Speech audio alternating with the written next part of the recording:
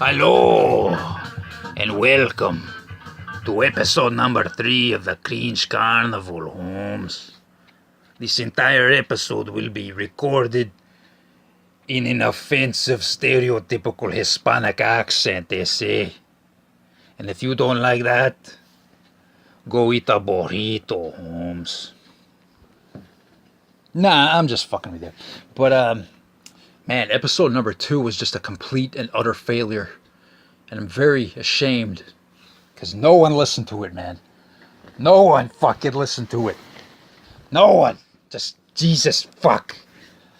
Put my heart and soul into that episode. I edited it for like fucking 14 hours. And just, no one, man. God. Fuck. No, I'm just kidding. But, thanks again for listening, guys. And, yeah, I really appreciate the small niche audience that I have. You guys seem to enjoy it. You guys give me a lot of kind words. So I appreciate that. Thank you very much. I think we're going to start this particular episode with just me bitching and complaining about some bullshit. So if you don't want to hear that, feel free to skip ahead. But I just want to talk about a few things that annoy me. And maybe you can relate to them a bit. I don't know. But, you ever get somebody who's like fucking mad at you for some reason and just, they won't tell you why they're mad at you, but they just kind of like, they're being a cunt and they're ignoring you and they're not talking to you, giving you the cold shoulder, and you don't understand why. It's like, what? Did I do something? If I did something, let me know. Like, the fuck? What the fuck, man? You know? Has that ever happened to you? Fuck. It's like, how am I supposed to fucking know? How am I supposed to know what I did? I have the IQ of a fucking bag of doorknobs. Jesus. God. It's like, how am I supposed to avoid doing the thing that pissed you off if you don't tell me what it was in the first place? God damn it. You know? And it's not like I'm talking about anyone in particular listening to this right now. Not at all. I promise you, it's not that at all. I'm sorry. But moving on to something else that annoys me.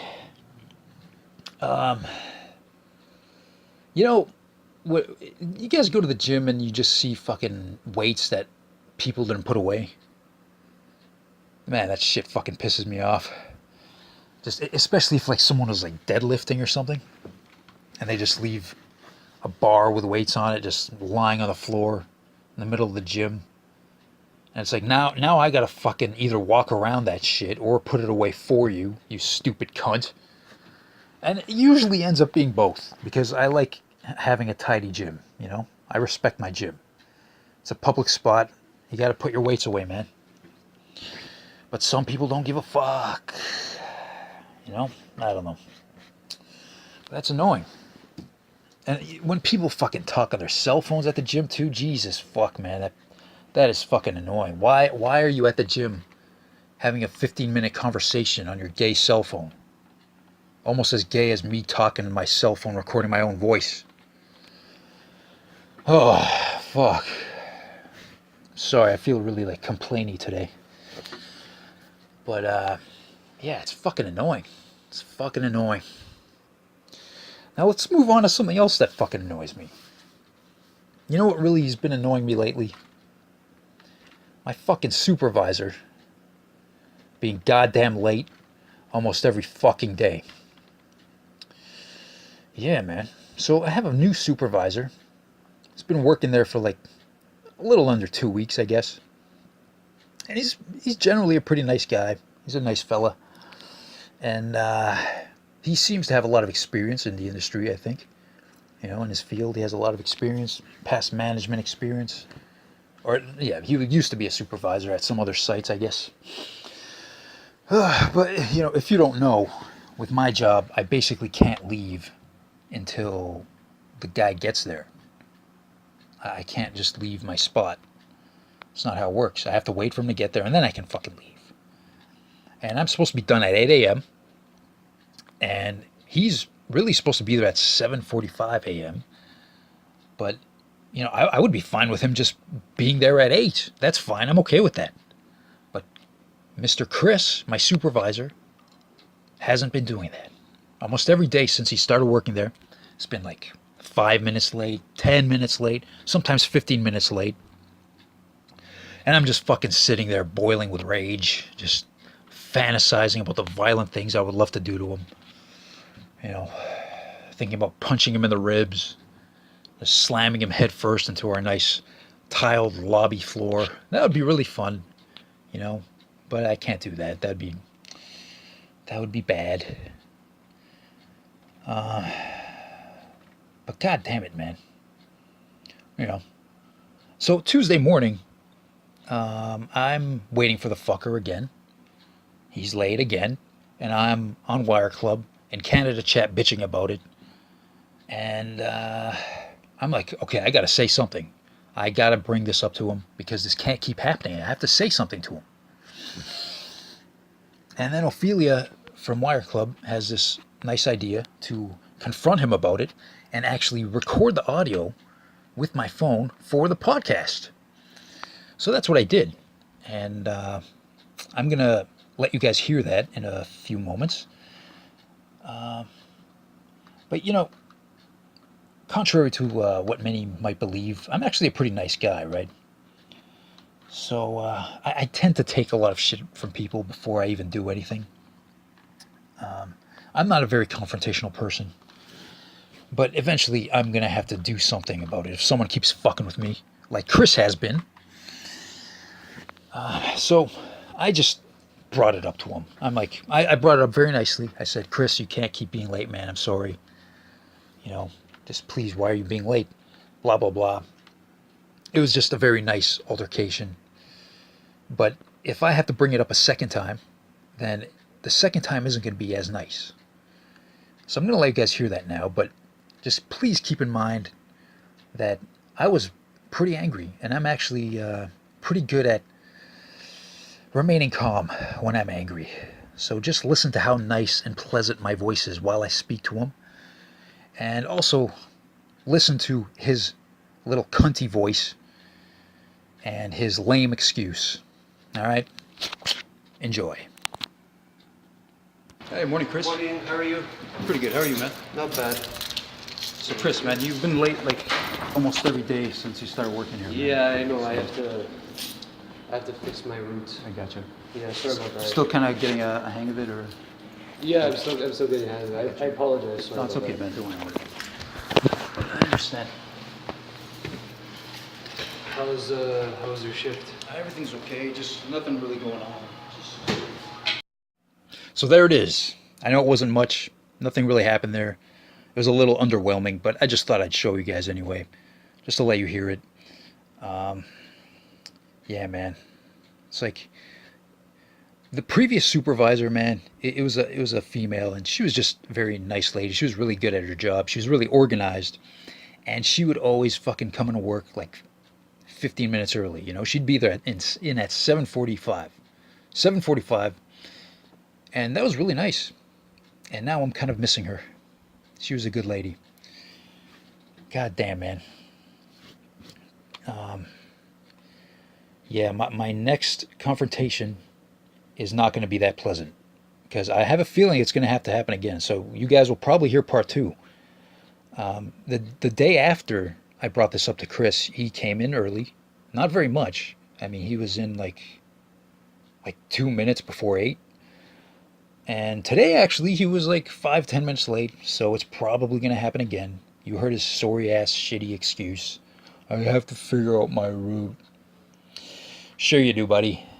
Wake up earlier, you fucking asshole. It would be really funny if he was actually listening to this. If he was fucking... if he was actually listening to this shit right now. Listening to me talk shit about him. That'd be awesome. Yeah, man. But I'm almost certain you guys are going to hear part 2. And I'm not going to be so nice in part 2. Anyway. Moving on to the next thing that annoys me. I promise this is the final thing I'm going to talk about that fucking annoys me. Actually, later that day, on my way to the gym from work, after I confronted Chris, you know, I got that little taste of confrontation.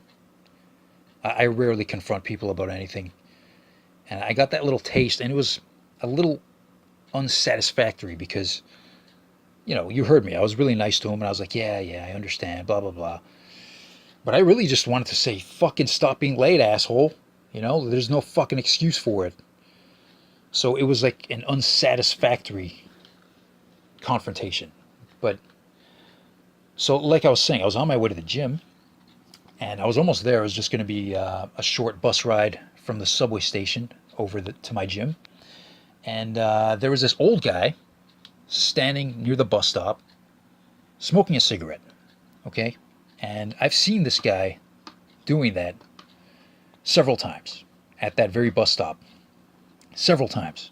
And listen, if you're a smoker, God bless you. Enjoy your cigarettes. Enjoy your lung cancer. Have fun, baby. You know, it's up to you. It's your decision. But you know that when you're forcing other people to breathe in your fucking secondhand smoke bullshit, you're being a cunt. You know it's true, right? You're being a cunt if you do that. Please don't do that.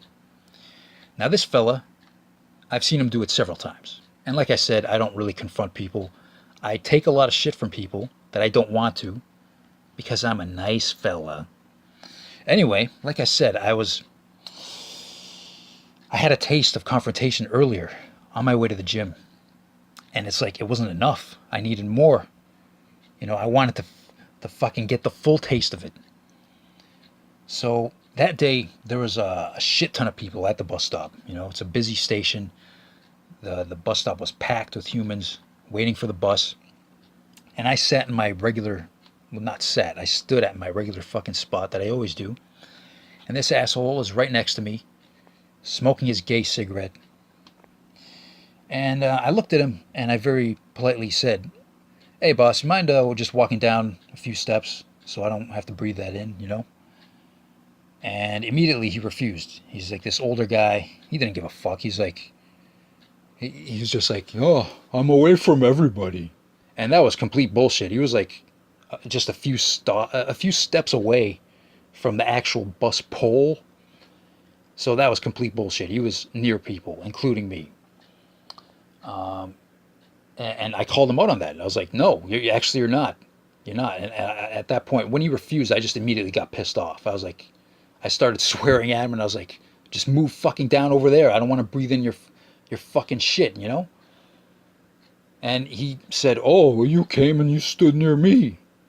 And I guess that's kind of a good point. I don't know. But I was standing in the spot that I always fucking stand at. And like I said, the place was fucking packed with humans. There were limited spots to stand at. So I told him, no, man, just put out your fucking cigarette or get away from me. I don't want to breathe in your fucking cancer. And he responded by saying, I don't have cancer. Like, he fucking literally said that. I don't have cancer. And at that point I realized, okay, this fucking faggot is not going to move away. He's not going to put his cigarette out. He's not going to put it out. So I just replied to that shit with, well, you're going to get it. And then I took 2 steps away from him. And that was the end of it. But I got to tell you, man, the next time I see that guy, it's going to be very difficult for me to just not slap that shit out of his hands. And I will do it. I'm sick of that shit. I fucking hate that. Just, it's a pain in the ass. I don't want to breathe in your secondhand smoke, dude. All right? Fuck. God, I'm whiny today. I'm sorry. I'm very sorry. I'm just a whiny cunt today. But you know, if I do slap that cigarette out of his hand, there's not going to be a goddamn thing you can do about it. You know? Just going to have to take it. What is he going to do? Fuck him. Fuck him. Okay, I'm going to move on to the next segment. I'm just being too much of a cunt here. I apologize. Thank you for listening. But, you know, it's these kinds of annoying things that just, it makes you just have violent fantasies, you know? And you shouldn't do that kind of stuff in real life. It's just going to be bad. It's going to be a bad time. So that's when video games come in, you know? You can live your violent fantasies through video games. It's awesome. It's fucking wonderful. It's a beautiful thing. And speaking of video games, I would like to discuss a particular video game. This game is called Postal 2. All right. Some of you may know it. Most of you probably don't. It's a first-person shooter. Came out in 2003. Now, I have an article here that I'm going to read for you. And this is a very special game, I got to tell you. And it's not really special because it's not even it's not really a particularly good game, to be honest with you. But there is a lot of novelty behind it because it's just really, it's really intentionally violent and just over the top and edgy and gory, and it has a lot of originality to it. And I'll give you a few examples. You can literally use a cat as a silencer in this game. You can literally use it as a gun silencer. You basically stick your gun up the cat's ass, right? Like, there is no other fucking game where you can do that. It's amazing. And I'm sure PETA loves that, man. It's awesome. But, you can also throw, like, diseased cow heads at people in the game, It's actually one of the weapons. You can throw diseased, rotting, fucking severed cow heads at people. And you can also urinate on people, too. Just to let you know. And there's actually a button that you can press and hold that just, it gives you an endless flow of urine. Endless. The character has a fucking infinite bladder, I guess. But you can literally piss on characters until they start vomiting in this game. I'm not making this up. You can look it up. I know it doesn't sound real, but it exists. But I'm going to read this little article for you about Postal 2. I think it's kind of interesting. So this article starts, it's from a website called Escapist Magazine. All right, now the title of this article is Postal 2 Ambitious Garbage. Yeah. Sorry, I thought I had a burp there. Anyway, originally released in 2003, Postal 2 has some interesting ideas, but buries them under stinking mounds of tasteless humor, failed satire, and mediocre shooting mechanics. Mediocre shooting mechanics that made it barely worth booting up. Yeah, man. And then this person says, I'd be lying if I said I didn't like Postal 2 at least a little bit. Granted, there's a lot more about it that I wholeheartedly disliked. While it tries to, man, I just can't fucking read today. Jesus Christ, I'm not even drunk. I'm just too dumb. All right, okay, let's start again. While it tries to sell itself as satire, the game is packed with humor and stereotypes so distasteful that I frequently left cringing, much like this podcast. Even on the mechanical level, it's far from the best shooter I've ever played. For its considerable flaws, however, it's a game with some honest-to-Odin ideas, and whatever other fumbles a game might make, ambition is something I can always tip my proverbial hat to.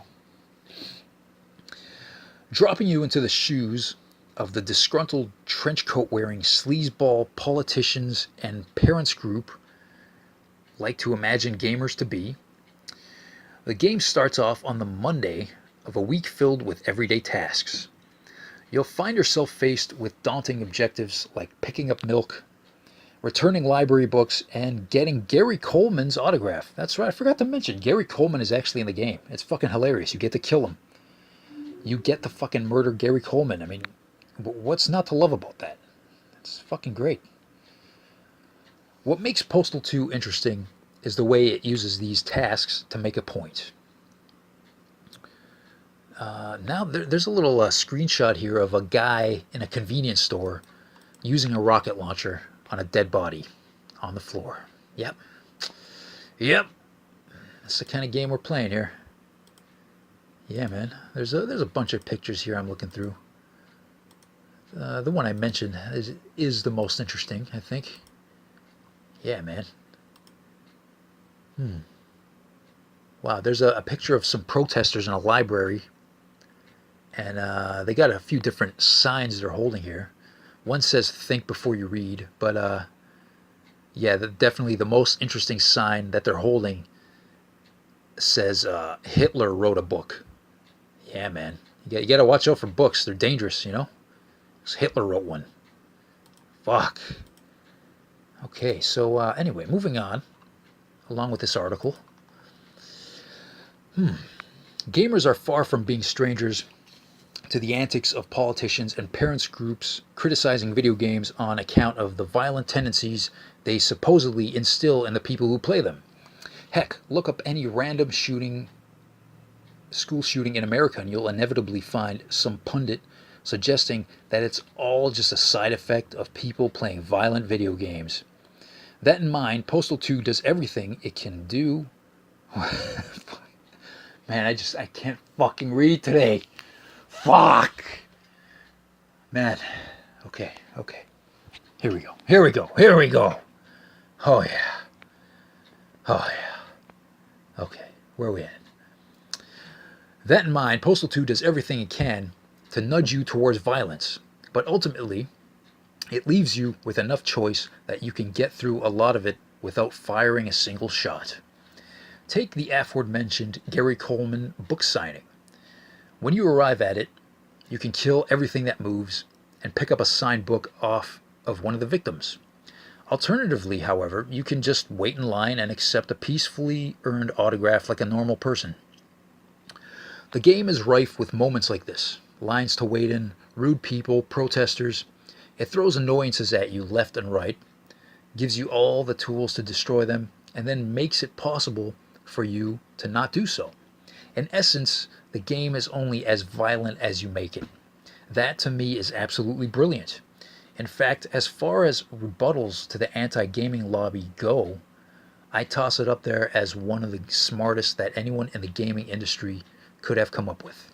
Or at least I would if the game didn't completely botch the concept. So there's a gif here of the character pouring gasoline out of a canister near people and then just lighting them all on fire. And it's pretty cool. Yeah, man, they're all just running around burning. Oh, yeah. Anyway, moving on. The problem is that while it mostly lets you make your own choices, there are moments where it basically throws its hands up in the air saying, to hell with it, and forces you to start shooting people. At one point, for instance, you're returning a library book when a group of anti-reading protesters storms the building and sets it on fire. As far as I could tell from my numerous reloads, there's no way out except fighting your way through them. Now, it is worth noting that you're not the aggressor in that situation. You're generally responding to someone else, and the player can even find a stun gun, which can be used as a less than lethal option to deal with threats. Even so, it still feels to me like a revocation of the game's efforts to throw you into some situations where you'll face minor annoyances and then follow those up with gun-toting maniacs that are much out for your blood. It just muddled the waters and left the gaming feeling more standard to me than otherwise. Interesting. It could have been an interesting piece of interactive commentary. Yeah. Well, I'm kind of butchering reading this article, man. I think I should have read it beforehand. Anyway, even setting those issues aside, however, these forced firefights often come across poorly thanks to the game's tone, which aims low and never misses. Having your confession session at the local church interrupted by suicide bombing Osama bin Laden clones just comes off as awkward. I was similarly put off by the rest of the game's enemies being populated by people like anti-gaming protesters and vegetarians. However, much I might personally dislike a group or what they stand for, I still try to approach them with a modicum of reason. Postal 2, on the other hand, basically seems to drop guns in the hands of anyone its developers don't like so the player can have an excuse to shoot them. Maybe that works for some, and if so, more power to you. It's just a game after all.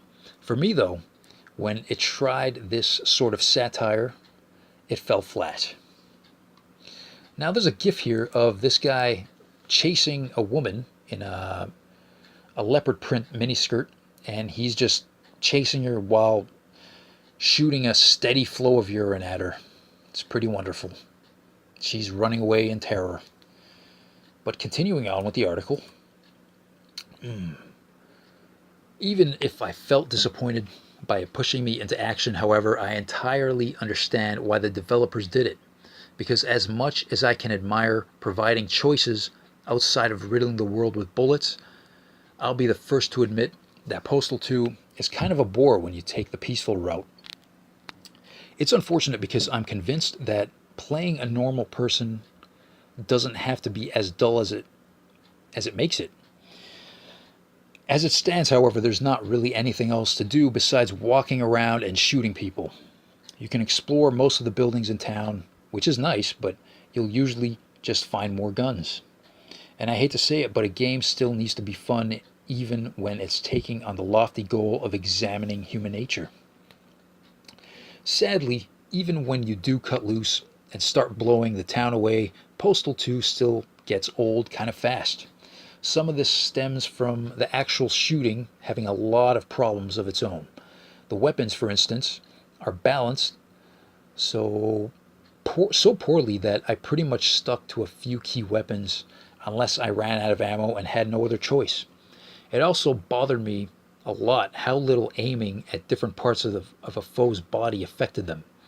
I kind of expected a title made in 2003 to include headshots with a consistent instant kill effect. This could, of course, just be me being a bit spoiled. That said, when you consider that the original Far Cry, a vastly superior game in every aspect, came out the year following, realistic headshots don't seem like too much to ask for. None of this is to say that there's no fun to be had at all. The gasoline can weapon, for instance, is an absolute stroke of brilliance that needs to appear in other games. You know, there's actually a gasoline canister in GTA 5, which is very fun to use as well, just to let you know. But continuing on with this article, it's almost done here. I will also fess up to maybe occasionally enjoying the urination ability. It might be beyond stupid, but I still laughed the first and seventh time I used it to disperse a crowd. Beyond that, though, the game's action experience can be summed up as a less than satisfying version of the rampages that Grand Theft Auto has mastered so well. It's fun, but once you've done it the first time, you've pretty much experienced everything that Postal 2 has to offer. It's unfortunate because there are good ideas buried under all of its substantial muck.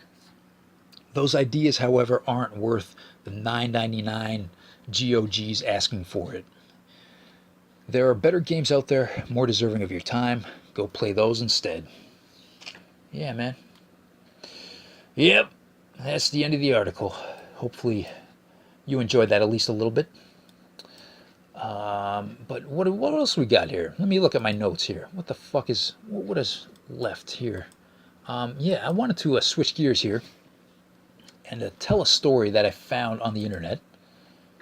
It's a story about being really fucking lazy. Let me bring this story up here.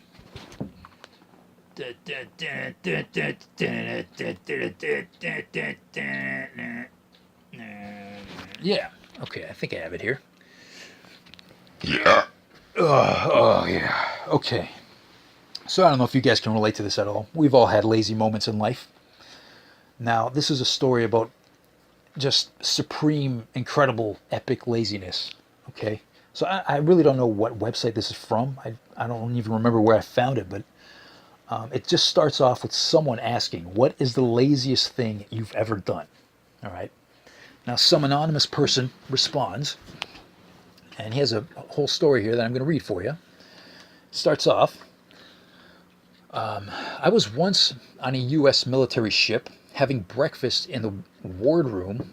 I guess that's the officer's lounge, he says. And when the operations officer, the OPS, walks in, this guy was the definition of not a morning person. He's still half asleep, bleary-eyed, basically a zombie with a bagel.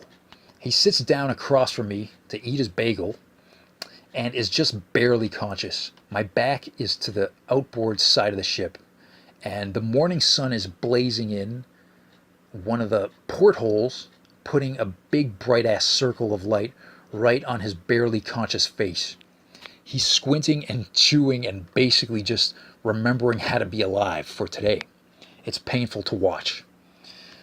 But then zombie OPS stops chewing, slowly picks up the phone, and dials the bridge. In his well-known "I'm still totally asleep" voice, he says, "Hey, it's OPS. Could you shift our bar pat? Yeah. 165, thanks." And he puts the phone down. And then he just sits there, squinting, waiting. And then ever so slowly I realize that that big blazing spot of sun has begun to slide off the zombie's face and onto the wall behind him. After a moment, it clears his face, and he blinks slowly a few times, and the brilliant beauty of what I've just witnessed begins to overwhelm me. By ordering the bridge to adjust the ship's back and forth patrol by about 15 degrees, he's changed our course just enough to reposition the sun off of his face. He's literally just redirected thousands of tons of steel and hundreds of people so that he could get the sun out of his eyes while he eats his bagel. I am in awe. He slowly picks up his bagel, and for a moment I'm terrified at the thought that his own genius may escape him, that he may never appreciate the epic brilliance of his laziness, since he's not going to wake up for another hour. But between his next bites, he pauses, looks at me, and gives me the faintest sly grin before returning to gnaw slowly on his zombie bagel. Yeah. The end. Yeah, I like that story, man. I really like that story. It's just nice. Well written. I hope you guys enjoyed that. But I think now it's actually time for a word from our sponsors. It's sometime in the future. The ultimate challenge. Crossfire. Crossfire. You get caught up in the crossfire. Crossfire. You get caught up in the crossfire. Crossfire. Crossfire. Crossfire. You'll get caught up in it. Fuck yeah, man. Fuck yeah. Fucking Crossfire, man. Please go out and buy Crossfire. It's the best game that exists. And if you buy it, you will be supporting the show. But you know what? You know what was missing from episode 2? I know what you guys want. I know what you fuckers want. You guys want to hear me take a fucking piss. Alright? I'm going to do that right fucking now. Oh yeah. Yep. Yep. Here we go. You know, I haven't been drinking booze today, but I have been drinking a lot of water. And I like to stay hydrated, that's for sure. I'm in a fucking bathroom right now. And I'm gonna urinate. And hopefully you guys enjoy hearing the steady flow of my urine going into the bowl. Here we go, baby. Ugh, fuck. Oh, yeah. Fuck yeah. Yeah, you like hearing me take a piss. You like my pee-cast. This is pretty much the only part of the show that's good, you know? Just hear me urinate. Oh, let me just get let me get everything out of there. Let me just make sure I'm empty. You know, you don't want to leave a little piss in your bladder. You got to get everything out, man. Yep. You know, you guys know that I have good hygiene, so it's time to wash my hands. I'm also going to rinse my penis off, just to let you know. Yep. Yeah, so I'm basically rinsing my cock off right now over the sink. I know, it's fucking awesome, isn't it? Yeah, man. But I'm going to grab some soap here. Washing my goddamn fucking hands. Washing my goddamn fucking hands. Washing my goddamn fucking hands. Washing my goddamn fucking hands. Do do do do do do do do do do do do do do do. Yeah, I know, I take too long washing my hands. So what? So what? Fuck you. Fuck you. Shut up. I'm almost done. Fuck off. Yeah, man. Just want to get all the soap off, you know? Yeah, but I'm done. Let's go back and finish this motherfucking podcast, nigga. Yep. Alright. I'm going to go back to my room now. Yep. Yeah. Alright, let's see what else we got. What else we got? What is the next segment here? Let me look at my fucking notes. Yeah. Not sure. We don't have too much left before questions. Yeah. I mean, before I was going to get to the questions, I just wanted to tell you guys a little story that happened to me. This is actually a personal request from someone who will remain nameless. But a few years ago, I was interested in joining a new band. I wanted to play bass for a metal band. And, I joined this website for musicians who were looking for other musicians. So basically, you could go on there and look for whatever you wanted. You could be a band looking for a bass player, or, a bass player looking for a drummer, blah, blah, blah, blah. You get the idea. But I went on that site and I put up an ad saying bass player looking for a metal band. And I got a few messages. Most were kind of uninteresting to me. I didn't really hear any music from these people that really tickled my fancy. Nothing that I really wanted to play. But then there was one particular guy named Nathan who messaged me, and he sent me a few demos of his band, and I liked it. It sounded good, and I was like, yeah, sure, I can play with these guys.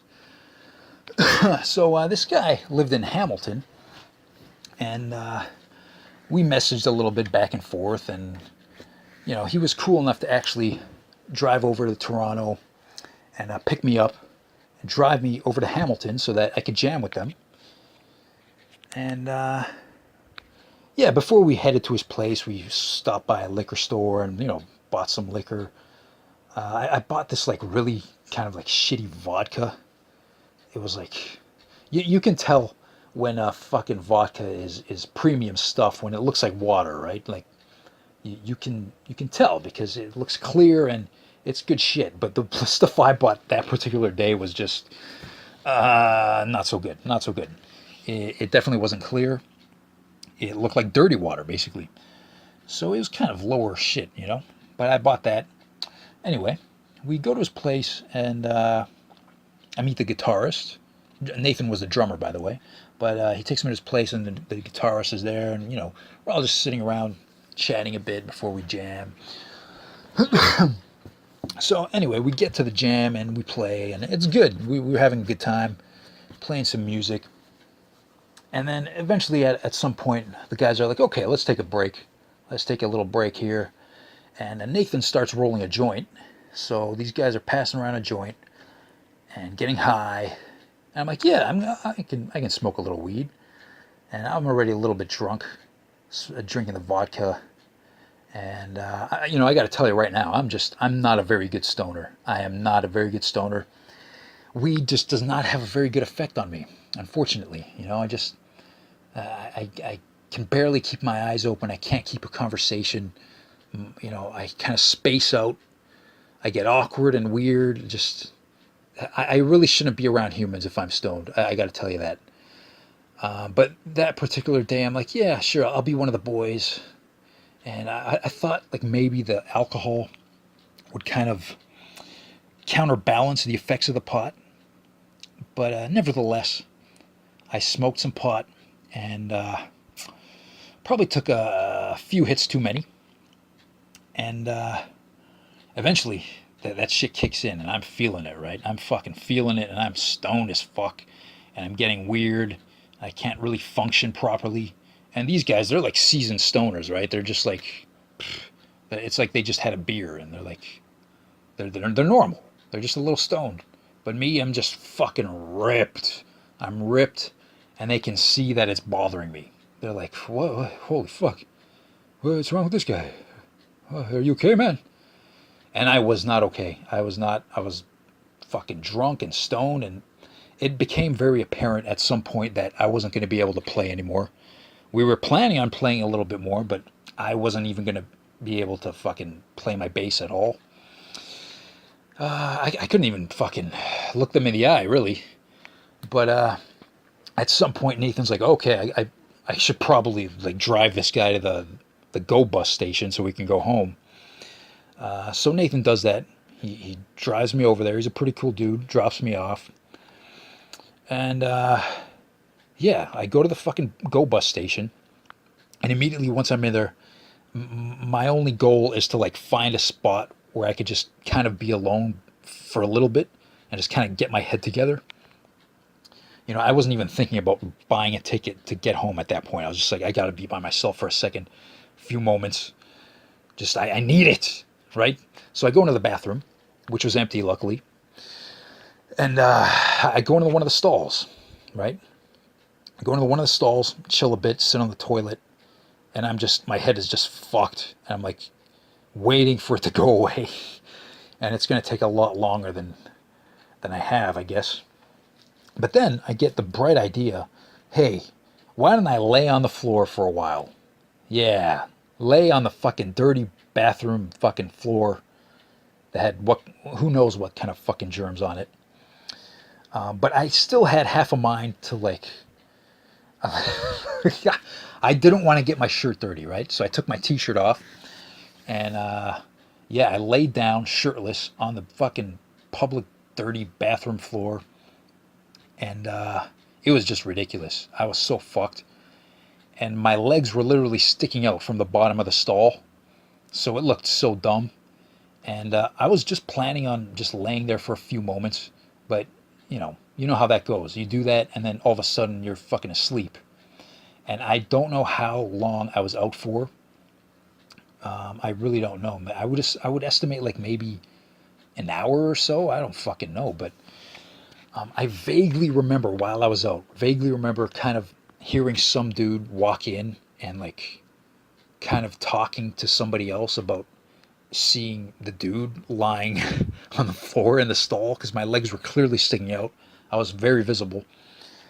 And at some point, I was actually awakened by police officers and paramedics who brought a gurney into the bathroom ready to take me away.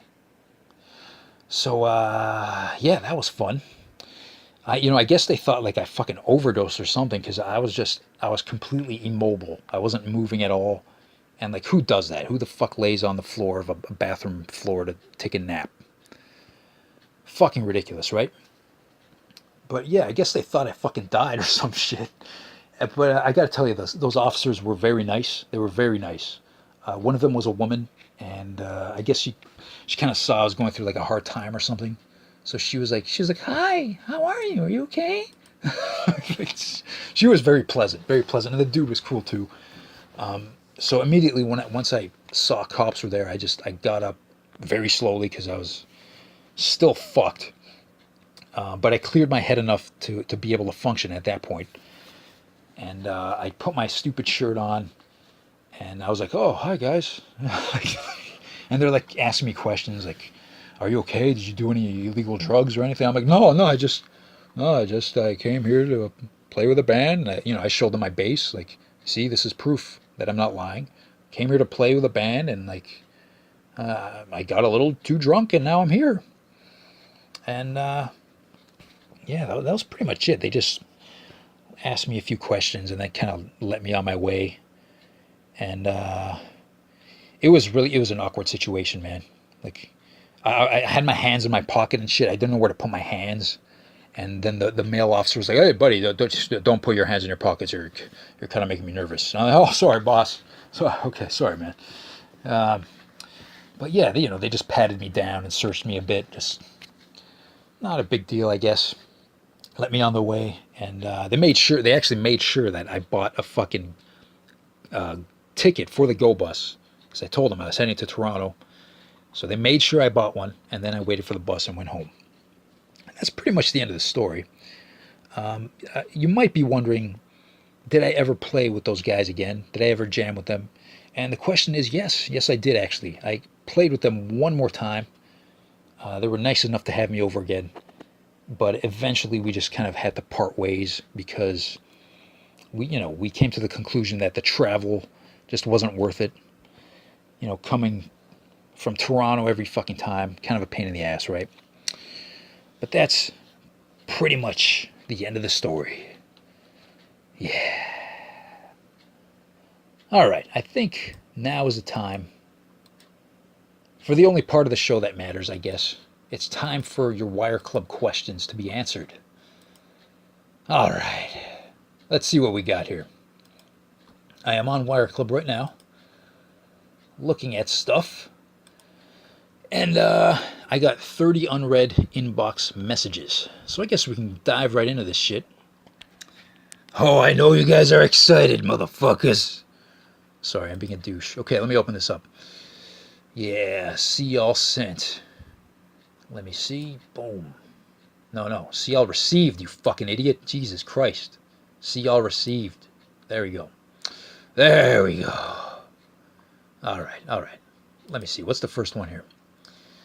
Okay, so we got one from Stormy here. Got one from Stormy. Let me read this. She says, if chickens went extinct, what would you cook in the microwave besides omelets? Nice spelling of omelets, see? Nice spelling. Omelets. So, if chickens went extinct, what would you cook in the microwave besides omelets? Well, I gotta tell you, Stormy. I don't know if you know this. I don't want to be a dick about this, okay? So I'm just going to break it to you. There are actually other animals that lay eggs. It's true. It's true. No, seriously. No, seriously though. Like, please, like, look it up. Look it up. It's actually true. I know it sounds crazy, but it's actually a fact. I'm not making that up. There are other animals that lay eggs, and if chickens went extinct, I would probably find an alternative animal to eat eggs from. Now, the question is, what animal would that be? And I really don't know. Right now I'm thinking reptiles, some kind of reptile, but that might be kind of gross, right? Now that I think about it, like, how different do eggs taste from different animals? Like, would a fucking lizard egg taste at all like a chicken egg? Now I'm really curious, and I might want to look that up. Maybe I'll look it up later. I don't know. But fuck, yeah, man. You just got to find an alternative animal. That's about it. So I hope that answers your question. I think you have a few more for me. But moving on to the next question. Yeah, this is from my buddy Gudmund Orbender. And this motherfucker just sent me a message that is filled with a bunch of racial slurs. So that's pretty cool. Yeah, thanks, buddy. Appreciate that. Moving on to the next message. We got one from Hamadriyad here. Hamadriyad. It's just a bunch of links to some pictures. Let me open these up here. Okay. There's one of a tranny. This is a profile on WireClub named T.S. Betty Vanessa. Oh, Jesus Christ. Oh, my God. What the fuck? Okay, so there's pictures of this dude without drag, and then there's pictures of him in drag, and like, the, oh fuck. So the pictures of him without drag, he's just like this like geeky looking Asian dude, like very stereotypical looking Asian, and he's just a dude. He's like totally a dude. And then you look through his other pics, and he's in complete full drag with like a wig on, and just he actually looks like a chick. Like he literally looks like a fucking passable woman. At least in the pics I'm seeing. But Jesus Christ, that is just disturbing. I'm sorry. I guess that's transphobic to say in this day and age. Whatever, fuck you. But yeah, Hannah has another pic that she sent as well. Let me see here. What the fuck is that? There's this profile called Kristen Les, and it's just, what the fuck? It's just a black and white picture of a really ugly belly button. It's like one of those like Audi belly buttons, but like it's like really, really, really much so an Audi. You know what I mean? I don't know. Why the fuck did you send me this shit, Hammer? What the fuck? Wow, there's like another really close-up photo of this. And actually one of the comments from Kristen Les says, "I'm not pregnant." Wow. Wow. All right then. Thank you very much for that, Hammer. I'm going to be moving on to the next message. Thank you very much. Yeah. Wait a minute. Now that I think about it, let me go back to that tranny guy and read some of the comments on his pictures. Let me see. Oh, God.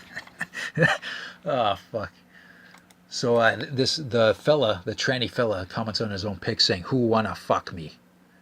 That's literally what it says. "Who wanna fuck me?" And then there's some dudes commenting, like, I don't know how aware these guys are that it's a dude, you know, but some of them are saying like, "Vanessa, you look so hot, beautiful lips. Wow, Vanessa, you look amazing. I'd happily fuck you." Jesus Christ. Oh my God.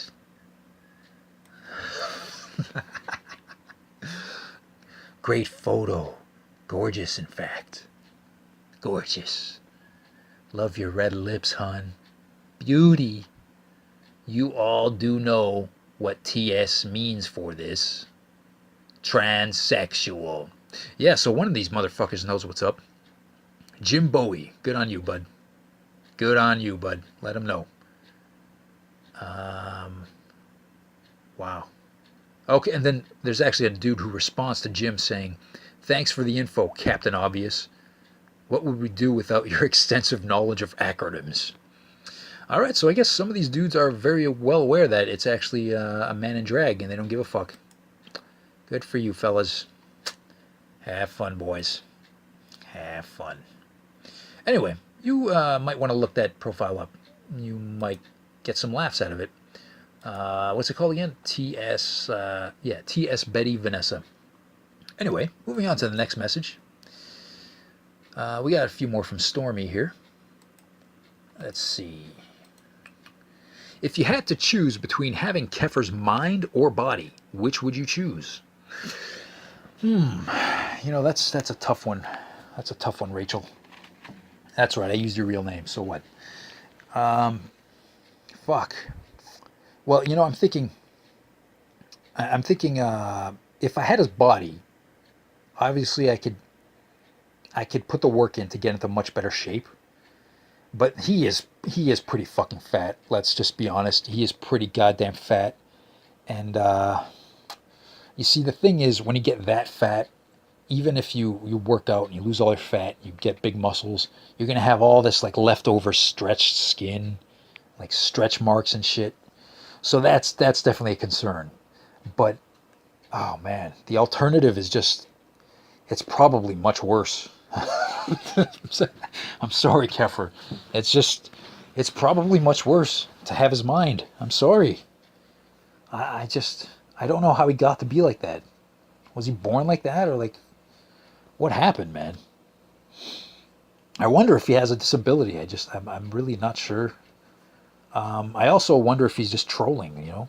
Just, is he really that fucked up? And I have no idea, but he will remain an enigma for I don't know how long. So, I mean, if I had to choose, I guess it would be his body. Yep. It would be a very interesting challenge to try to change that into something that is decent, you know? But the thing with the mind, you're not going to be able to change that. Nope, nope, nope. All right. Thank you very much for that question, Stormy. We got another one from Stormy here. The subject is actually KKK, so that's nice. But can you burp the alphabet? If so, can you do it now? Oh, geez. I would definitely need some assistance from beer to do that. But you know what? I think I can do a few letters for you without the assistance of beer.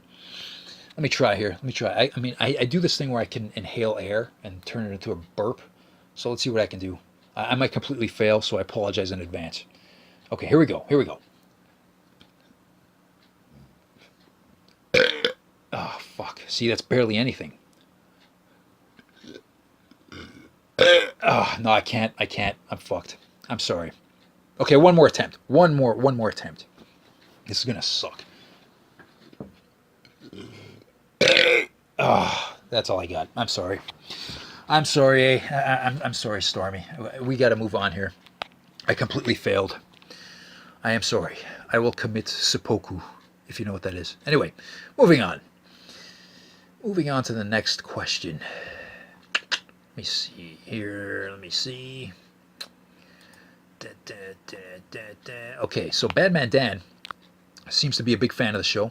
He's told me he's listened with his kids, actually. He's listened to them. He's listened with his kids, hearing me answer his questions. And they seem to have a nice little family time together. So hello to Daniel's kids. Hello. Thank you for listening. I'm going to get into some of your father's questions right now. So perhaps this will be entertaining. Let me open the first one up here. Let's see. Oh, okay.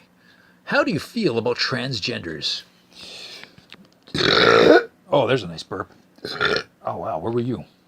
Okay. Well, I think that was actually probably answered at least slightly a few moments earlier when Hama sent me, those pics. How do I feel about transgenders? Well, basically, the bottom line is just do your thing, man. Do your thing. Do whatever you want.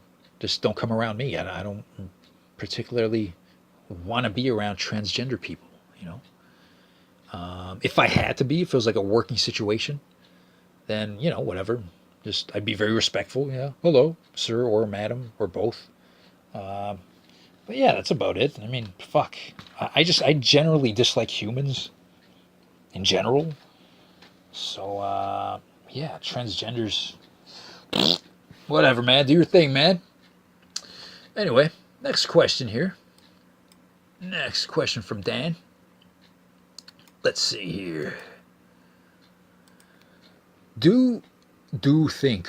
Wow, do think. Man, Dan, you're just awesome at typing out sentences. You gotta really appreciate it, Do think that Cosby really molested that many women's. Fuck. That's a tough question, man. The thing is, with the whole roofing thing, it seems like back in Cosby's era, like the 70s and stuff, that seemed to be kind of commonplace, It was like just a thing that happened, and like, it was basically, I guess you could call it rape culture, because it seemed to be pretty regular. Even Hugh Hefner would talk about how he used to do that and stuff. And that doesn't really make it okay, but I think the truth lies somewhere in the middle. I think he did it to a bunch of women, but I also think that the media just kind of took it really far and just wanted to slander his name for I don't know what reason, but they just wanted to like ruin his reputation. He must have pissed someone off. I don't fucking know. But yeah, I think there were probably at least a few women who came quote unquote forward who were probably at least lying a little bit. I don't know. I don't know, man. But he definitely roofied some bitches. Let's just put it that way. Okay, we got some more questions from Dan here. Where do you see yourself in 5 years?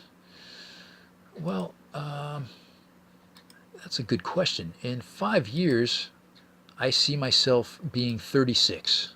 That's where I see myself in 5 years. I will be 36 years old. That's pretty much it, man. You know, that's all I got for you. In 5 years, I will be 36. Yep. Anyway, next question. What does the fox say? Oh, wow.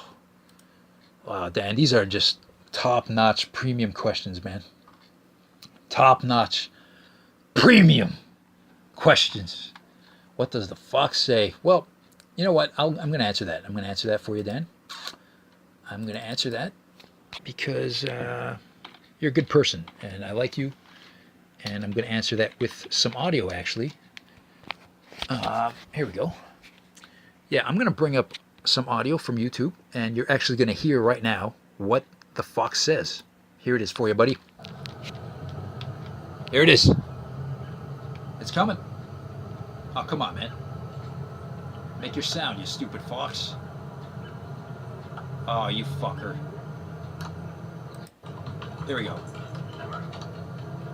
Here's what the fox says. Yeah. There we go.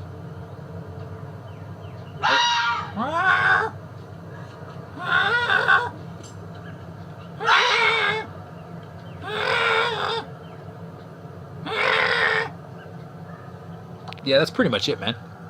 That's what the fox says. If you want to look up that video, it's got 5 million views on it. 5.6 million views. The title of the video is What the Fox Actually Says. There it is. Look it up, man. It's a good video. Anyway, moving on to the next question. It is also from Dan. Oh, this is a good one. What's the most times you have come in a day? Man, I gotta think back here to my teenage years. Yeah, man, when I was a teen, I just fucking bust so many loads. It was like one of my main hobbies, pretty much. Just beating off. Just beating off. You know, fuck. I think the most times I've ever ejaculated in a day, well, it was probably 5. Probably 5. Yeah, I would say that's a fair estimate. I can't give you a solid answer, but that's a fair estimate. And you know, you gotta understand, by the 5th time you come, it's like pretty much nothing is coming out, right? You know, you're just draining your nuts. You can imagine that. I mean, I don't know how many times you've come in a day, sir, but maybe you've beaten that record. I don't know. But thank you very much for the questions, Daniel. We got another question from Stormy here. Let's see what she says. If you were stranded on a tropical island with me, she says, and Kefir, what do you think would happen? Oh, okay. Well, basically, the first thing that would have to happen would have to be to make Kefir know his place on the island, right? He would have to know that I'm going to be dominant over him, and if he doesn't comply with that, then I would have to kill him, basically. And I would do it very quickly and as painless as possible. But he would have to know his place. You know, he would have to do whatever I told him to do, and I would be fair. I would be fair dictator. But yeah, man, he would pretty much be essentially a slave to us, but in a nice way. I would treat him very nicely. He would get, you know, as much food as he needed. He would be doing most of the work around the island. Yeah, and I would help him too, of course. We would all help him, but he would pretty much be our slave. In a nice way. A very, very nice way. No whipping involved, you know. No sort of offensive language used to him. But yeah, he would have to know his place. And as far as you two, Stormy, and she says, come on, I don't think I have to tell you guys what your part in the island would be. Yeah, you know, yeah. I'm not even going to say anymore. You guys already know. Yep. Anyway. So anyway, your actual question was, what do you think would happen? Well, if there was any source of like food around and stuff, it would be decent. You know, we would learn how to hunt and catch food and just survive and have a decent time. But that's pretty much it, you know. That's my answer for you. Hopefully that was a decent answer for you, Stormy. Satan himself. All right. This is a message from Kelstar. Okay, it's a link to a profile called In Jesus' Name Jesus. Wow, that is just a fucking awful username. In Jesus' Name Jesus. Wow. You know, I've actually seen this lady around, and I don't know, man. This picture is like, she seems like a nice lady. Let me just say that. She seems like a nice lady, but it's just so cringy. I suggest you kind of look up the profile yourself if you can find it. It's just a 65-year-old woman, and she seems very full of life. Let me just say that. And she seems like a sweetheart, but I wouldn't want to be around her. Let me just put it that way. I wouldn't want to be around her. And yeah, she seems like a very happy lady. Good for her. But Kelstar is implying that this is actually Satan herself. So thank you very much for that question. Well, that wasn't a question. Thank you for that message. And moving on to the next message here. It's from Inked Sin. Let's see what she's got here. Oh, she asked me, am I gay? Holy fuck. Yeah, I actually am gay, and I suck 27 dicks a day. You know, most of my diet consists of semen. Sometimes when I don't have enough men around with their dicks, I actually go to farms and I harvest horse cum myself. So that's fun. Anyway, you also have a link. What the fuck? You said this last time, you cunt. The fucking tribal torso guy. This was on episode 1 already. Jesus. Okay, we get it. He has tribal tattoos, man. Cool, man. Anyway, she actually has like a question here. So she says, are you going to bang Kelstar? Wait, are you going to bang Kelstar before you rent a van? Well, the short answer is no. I am not. I am not going to do that. Moving on to the next message here. Another one from Stormy. Let's see. Oh, this one is about Boost. You know, that brown fellow with the beard.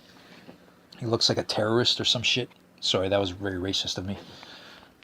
Why is Boost so mad at me? Why is Boost so mad at me all the time? He called me, quote unquote, annoying and the B word. He says I rejected him exactly 251 times.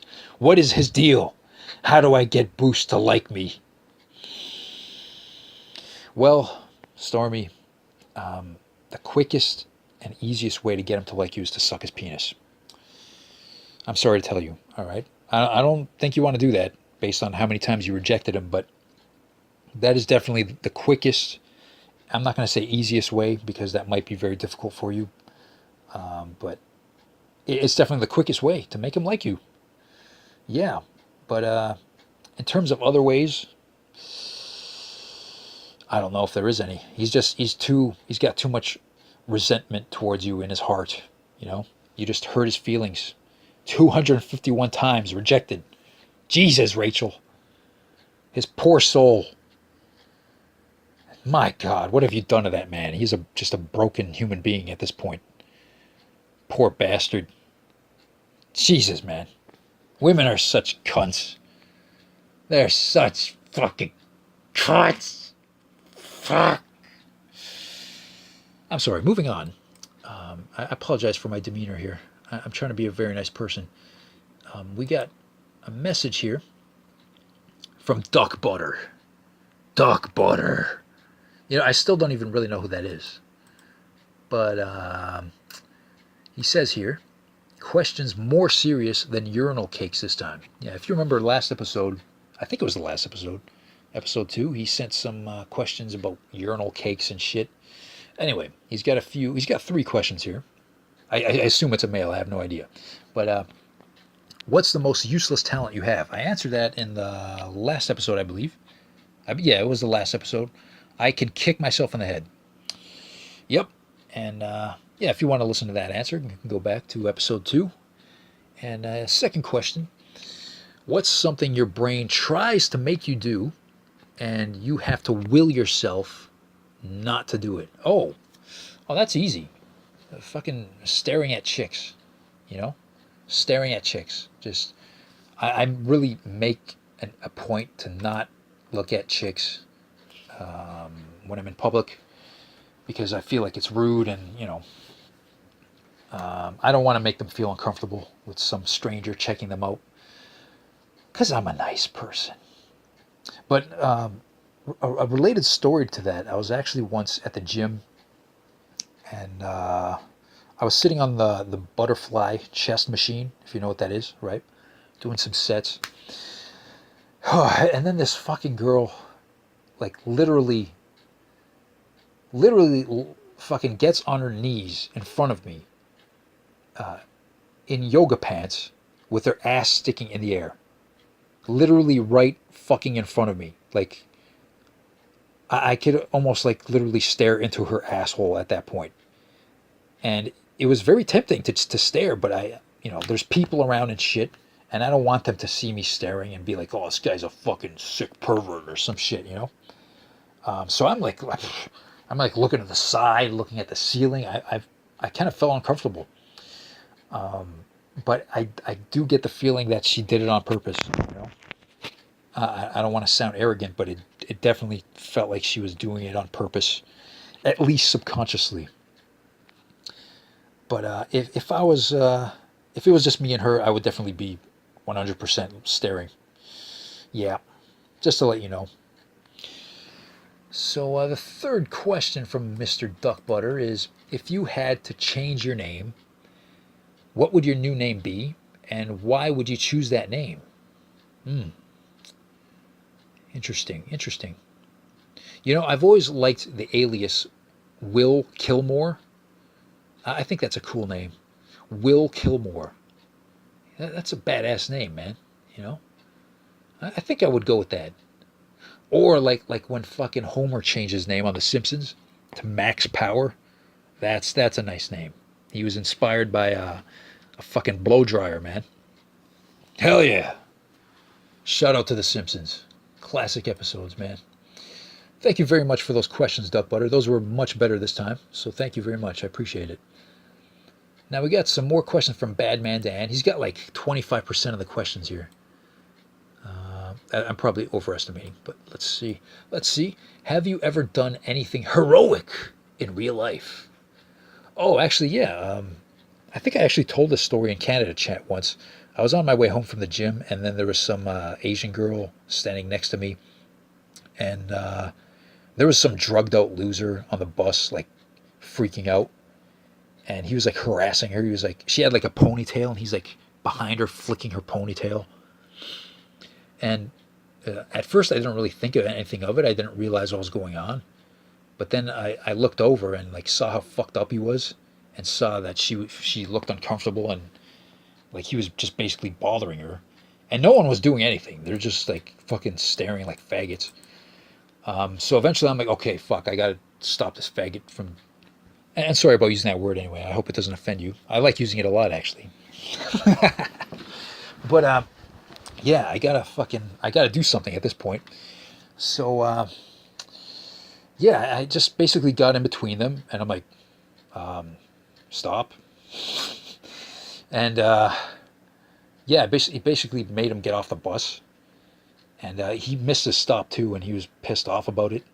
He was just in a complete like drugged out kind of haze, and he threatened me for like making me miss his stop. Apparently it was my fault. I don't know. He's like, "You're gonna pay for that."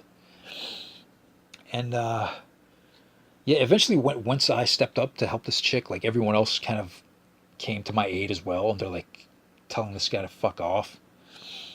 But I don't know. I guess that's somewhat heroic. That's the only thing that comes to mind at this point. I guess that might be the most recent heroic thing I did. Yeah, I can't think of anything else at this point. Maybe I'll come up with something for the next episode. But I hope that answers your question, Daniel. Thank you for your question. Moving on for another question from Badman Dan. Let's see what you got here. If I was an ice cream, how would you eat me? Jesus Christ, that is so gay. If you were an ice cream, Dan, I would eat you with a spoon, like any fucking other ice cream.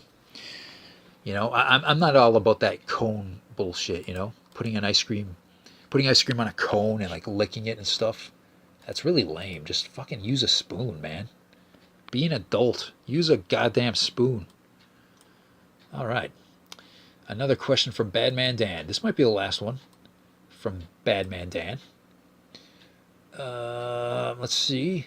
If you were a 19-year-old girl for a day, how would you spend it?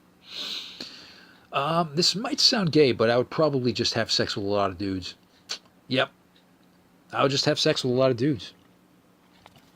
Well, I mean, you can only do so many in a day, right? I'd probably just pick one good one.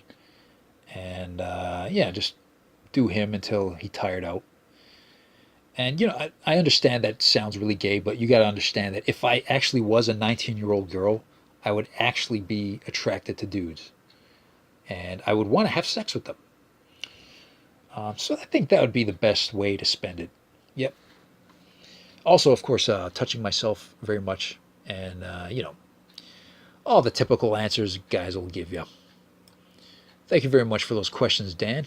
We got a question from Chaos and Melody. Okay, what do you got here? What have you done in the past to prepare yourself physically and mentally for a fight? Oh, wow. Well, I like that question because basically whenever I was about to get into a fight, you know, I've never gone into many street fights, just a few here and there, nothing too serious, but, you know, I fought competitively in martial arts. And whenever I was going to do that, I would basically go into a mental state of, basically, I like to call it not giving a fuck mode. You know what I mean? Like, I understand I'm about to go into a potentially dangerous situation. I might get seriously injured. And you just have to put yourself in the headspace where you don't give a fuck about any of that. You accept it as a possibility. And, yeah, it's like you accept the result in your mind before the fight even starts. But you're gonna have to, your opponent is gonna have to earn whatever happens. You're gonna fight till the bitter end, even if you get fucked up. Just fight to the bitter end, and absolutely go in there with the mentality to legally kill him within the rules of the fight. That was basically my mentality. I don't know what else to say about that.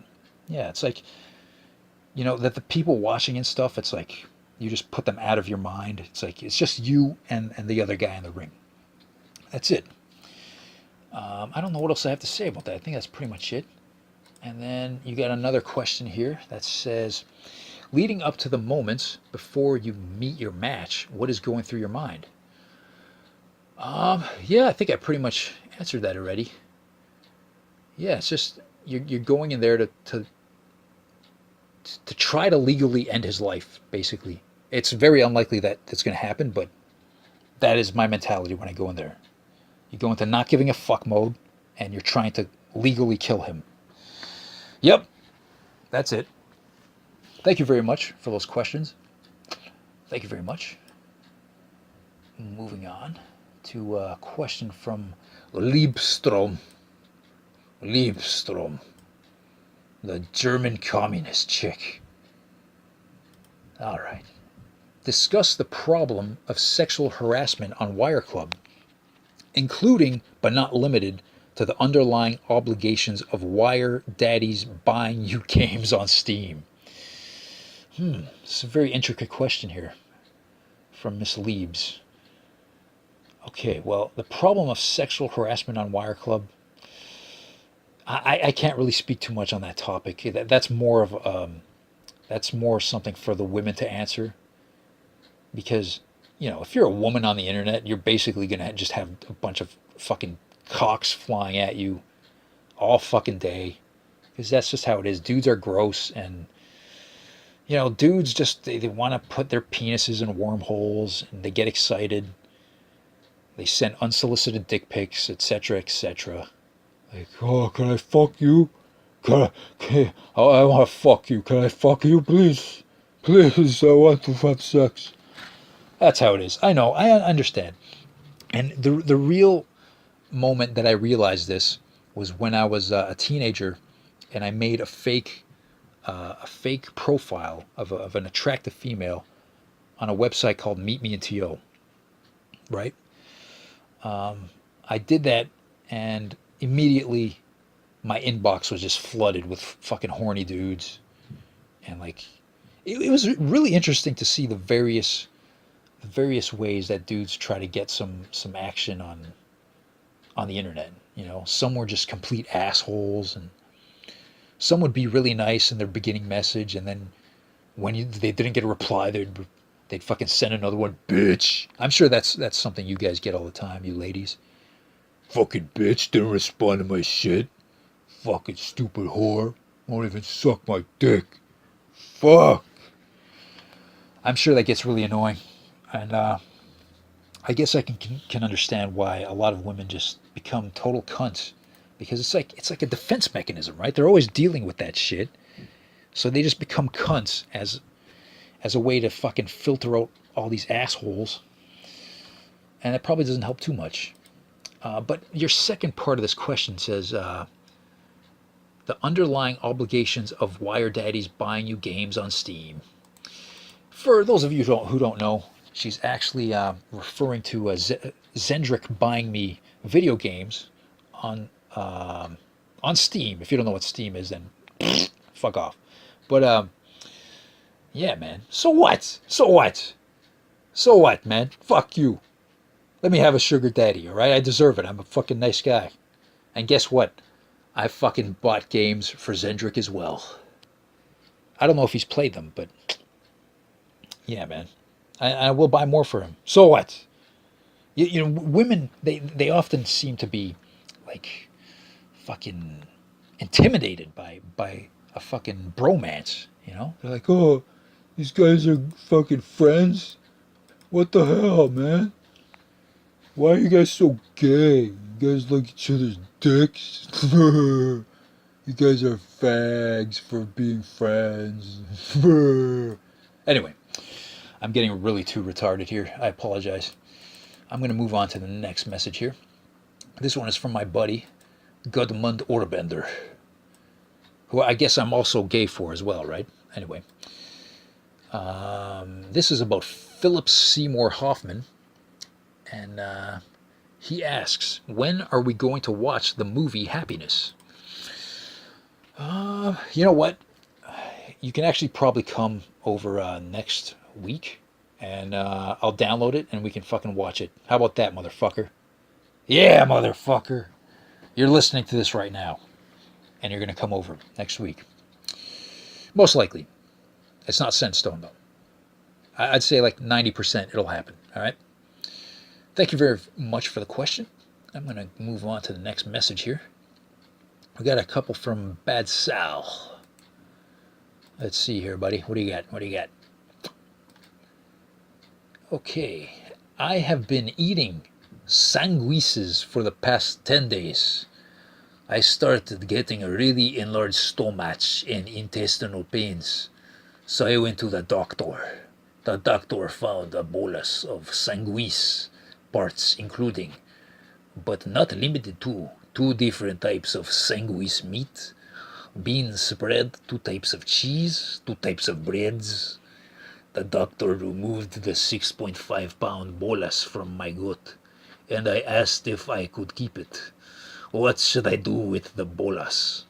Number one, encase it in plastic and use it as a desk trophy. Number two, puree it into some soup and feed it to my friends and family without them knowing.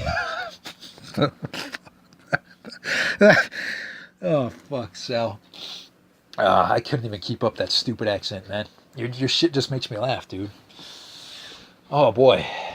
Number three, re-eat the bolus whole and go back to the doctor. Number four, something else. Sal, man, as usual, I don't know what the fuck you're talking about. You gotta love it, though. Hold on. Let me. I gotta Google some words here. First of all, I'm not even sure what the fuck a bolus is, to be honest with you. Let me Google that. A bolus, a small rounded mass of a substance, especially of chewed food, at the moment of swallowing. Oh, I gotcha. Yep. Okay, but what the? What does he mean by sanguis? Oh, I don't even know what the fuck he means by that. Sanguis. Sanghuices. Sanguises. Dude, okay, I'm just going to pick one of your options here. Let me see. What I would do with the bolus, you know what? You got to keep that thing as a trophy, buddy. You went through the suffering and pain. You got to encase it in plastic, and you got to keep it as a trophy in your home. It's only logical, right? It's like it's a fucking testament to your endurance as a human being. You know? Yeah, keep that shit and show people and fucking tell them the story of your survival. That's basically it.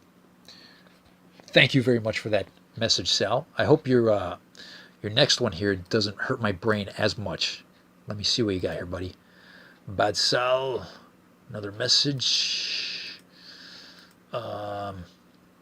When I wake up in the morning, my mom gives out a warning, and I think I'll never make it on time. Should I? Number one, call in a bomb threat. Number two, fuck it all. Number three, purposely crap my pants and go to school/work and crap pants and ask to be excused for the day for quote-unquote not feeling well. Number four, something else. Well, if you didn't get it, the first part of the question was actually a Saved by the Bell reference, which I actually sang for you. So you're welcome for that abomination. But, given your options here, Sal. Let's see. You should, I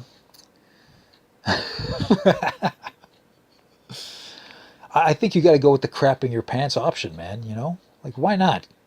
You get a day off, get to chill at home, fucking do whatever you want, man. You know, you deserve a vacation, bud. I know you work hard, all right? So if it takes crapping your pants to get a day off and just chill out, then you got to do what you got to do, man. It's not going to be that bad. Just going to have a few moments of discomfort, and then maybe it's going to be a little bit of a disgusting clothing washing situation, but you can take care of that later, you know? And there's nothing a quick shower can't fix. So that is my recommendation, sir. You gotta fucking shit your pants. That is the best and most logical answer that I can give you, sir.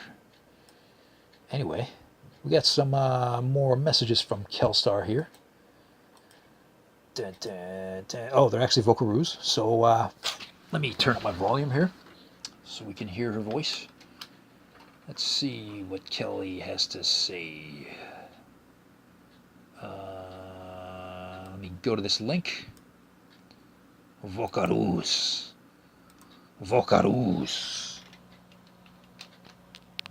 Louie. Okay. So, you asked for Vocaroos, shit like that. I'm sitting in my car, staring at this barren wasteland called Manitoba, trying to think of questions to ask you. There's been so many fucking questions asked already. What the fuck do we ask you? But I think I thought of a clever one. All right. And here it goes. Yeah, what is it? What would you do in the event of a zombie apocalypse? Yeah. What would you do? Huh? Huh, punk? Okay, bye. I think that's a pretty easy question to answer. Well, first of all, I would at least wait a few days to see if any sort of survival situation was worth going through. But I most likely would just fucking blow my brains out. Like, why would you want to survive that shit? Fuck that. You're in hell. Just end it. Who gives a shit? Fuck these zombie cunts. Like, I know you expected some kind of answer, like, yeah, I do like all this badass shit and be cool and like save people and kill zombies with an axe because I'm the best. No, man, just fucking blow your brains out. Who gives a fuck? Life doesn't matter. God. Anyway, thank you very much for that Vocaroo, Kelly. I hope that answers your question. And I think Kelly's got another Vocaroo here. Let me see. Yep. I'm going to go to this link. And we're going to hear her again. And it's asking me another question. Here it is. Yep. Come on. What do you got? Play it. Play it. Play it, motherfucker. Play it, motherfucker. Louis. What's up, Me nigga? again. Yeah, what's up? Okay. I'm sitting here still, Yep. thinking of stupid questions. Mm-hmm. I think I thought of another kind of fucking, I don't know. Hey, don't swear on my worthy podcast. question, Hey, don't I swear guess. on my It's kind of podcast. fucking dumb, but Don't swear on my here it is. podcast. If you could have a theme song Yep. playing throughout your life Oh, while fuck. you do your day-to-day shit, walking around, whatever, Uh-huh. what would your theme song of life be? Oh, Yeah. Okay. Bye. that's a tough one. That is a tough one. That is a tough question to answer. I mean, fuck. Pretty much like any song you pick is gonna like get annoying at some point. You know, we're gonna be hearing it over and over and over and over and over and over and over and over and over and over and over and over and over again. God. So it's gonna. I mean, the logical thing to do is pick a really long song that has like a wide range, a really wide range of like musicianship. Man, Jesus. I don't fucking know. That's a really tough question. You really stumped me here. See, this is one of those moments on the podcast where I wish that I heard this question in advance so I could kind of think about it and then give a good answer. But right now, I have nothing. I don't know. God damn it. But yeah, I mean, that's the best answer I can give you. I'm trying to be logical about it, you know. But yeah, I'm gonna have to, as usual, fucking, I can't even speak right now. I'm so stumped. I have to ungracefully move on from this. It was a very good question, but you just completely stumped me. I'm not sure. Thank you very much for those Vocaroos, Kelly. I think she was actually the only one who sent Vocaroos. You fucking other lazy assholes. Anyway, here's another Vocaroo from Kelly. Let's see what we got. Let's go to Vocaroo. Go to this link. Yep. All right. What do you got? You want to play this? Play it. Play it. Louis. What? Okay. Yeah. This is going to be my last question. All right. Because I think 3 for me is more than enough Yeah, bullshit absolutely. to have to deal with. Yeah, sure. I cannot remember if this question has been asked already. Okay. So if it has been, well, just ignore it or answer it again. I don't know. Yeah, Do it's what all you want. good. It's all good, nigga. It's your podcast. Yeah, nigga. But anyways, Yeah. here it goes. Okay. What would you say is your absolute worst habit? My All worst right. habit. Thanks for having me. Adios, amigo. My worst habit. Fuck. What is my worst habit? What the fuck is my worst habit? I know there's something. I don't smoke. I I don't bite my nails. I used to when I was a kid. I used to bite my nails like a little asshole. What the fuck is my worst habit? I feel like someone out there knows. Like, probably someone even listening right now knows my worst habit. What the fuck is my worst habit? Fuck! I don't know.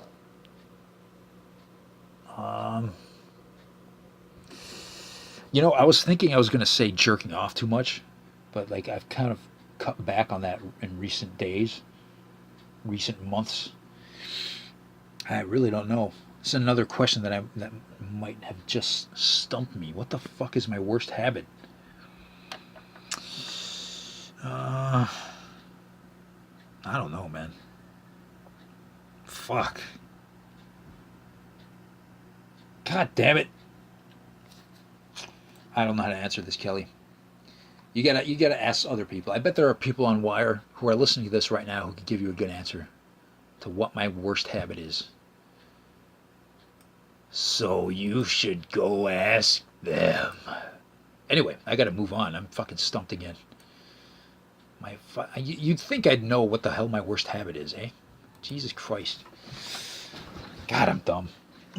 Anyway, another message here. We got one from Flick My Bick, otherwise known as Chica, the fucking evil devil woman who broke Super Jeeps' heart. Fucking Jesus Christ. God. Anyway, what do you got here?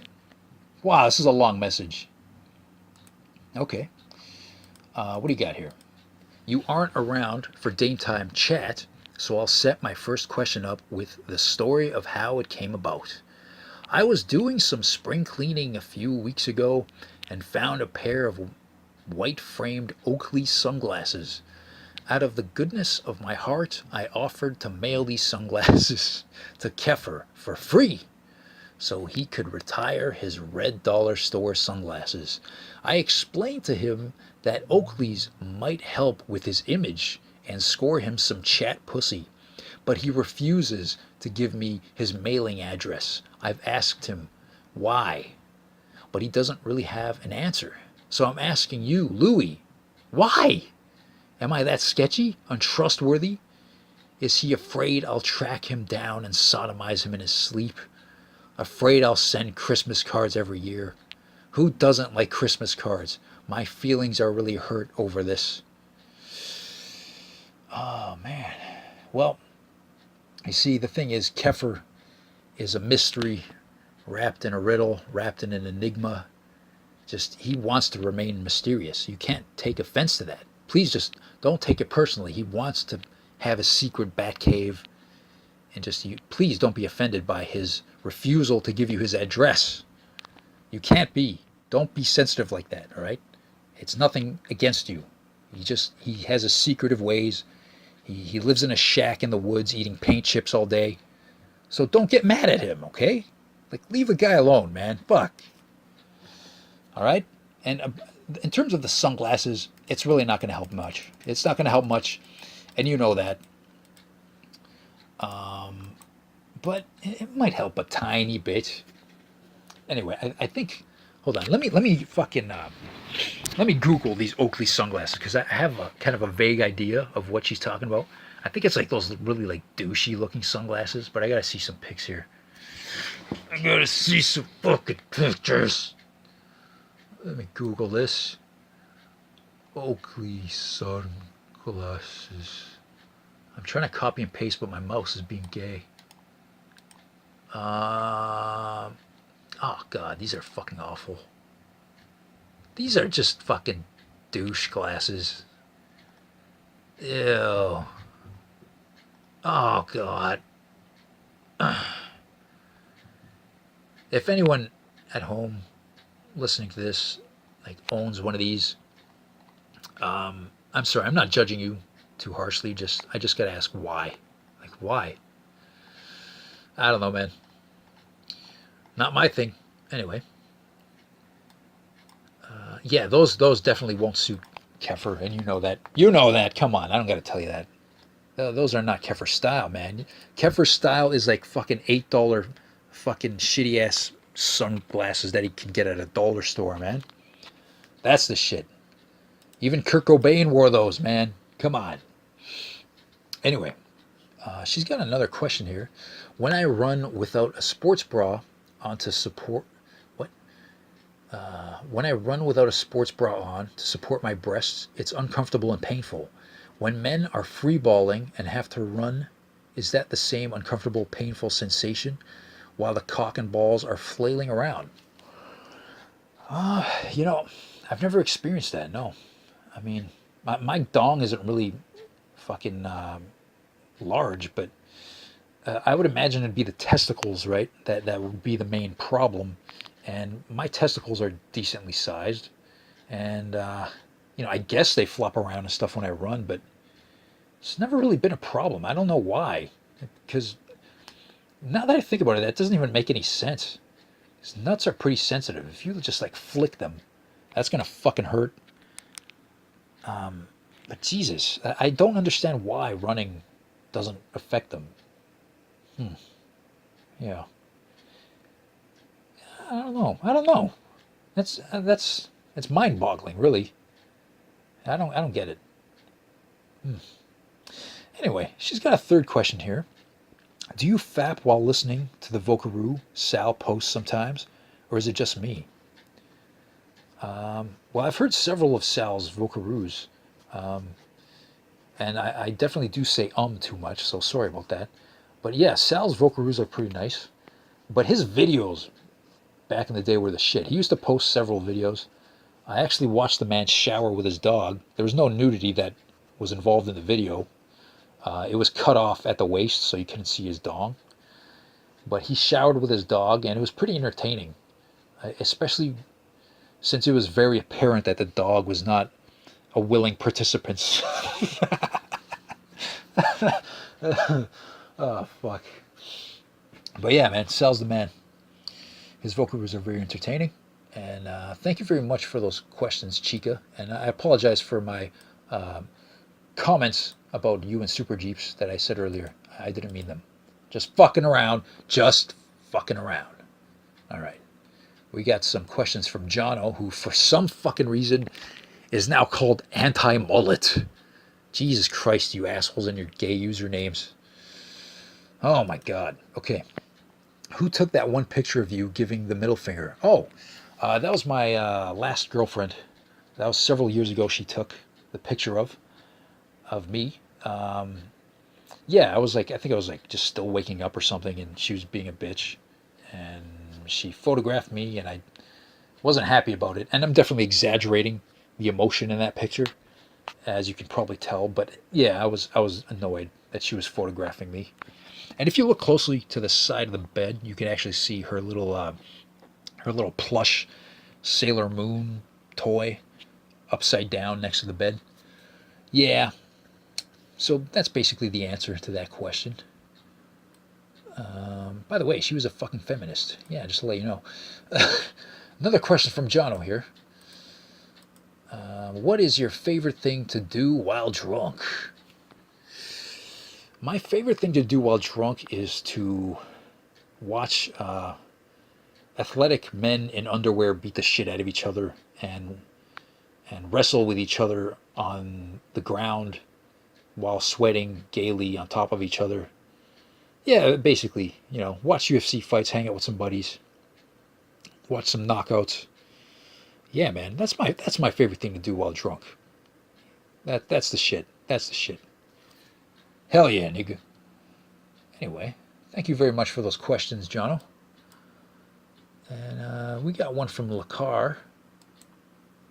She was actually referred to send these questions, I believe, by Ophelia. Ophelia informed her. So thank you for that, Ophelia. Wow, she's got a bunch here. Okay, let's see here. She says, "Hi, Louie. I am late to the fan craze of our podcasts due to my hiatus, but I am catching up, and I was advised that I need to ask you questions. I've come up with a few very serious, life-altering questions for you." All right, let's dive right in here. Number one, Settle the lifelong question: the chicken or the egg?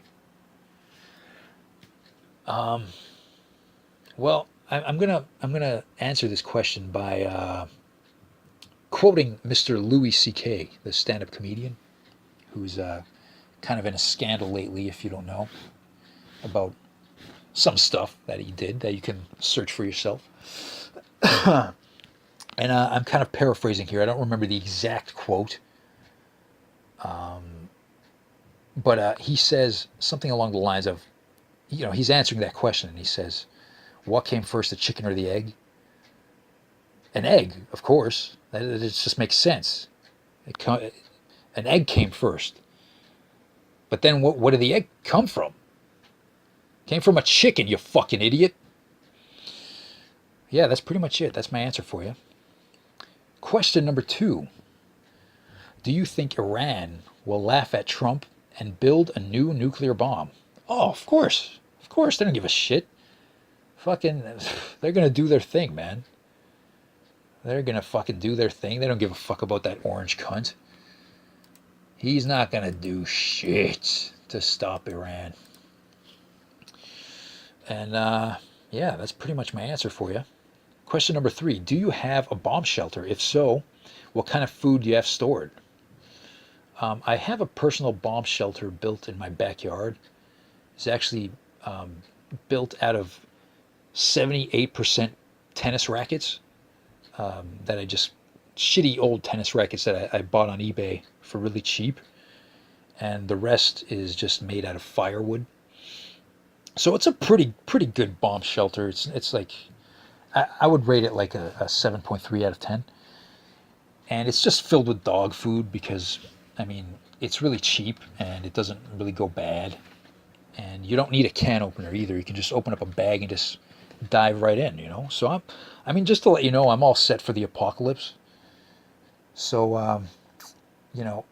I know I said I would kill myself earlier if a zombie apocalypse broke out, but I would have to at least spend a few days in my shelter until the dog food ran out, and then you blow your brains out. Okay? That's what you do. Thank you very much.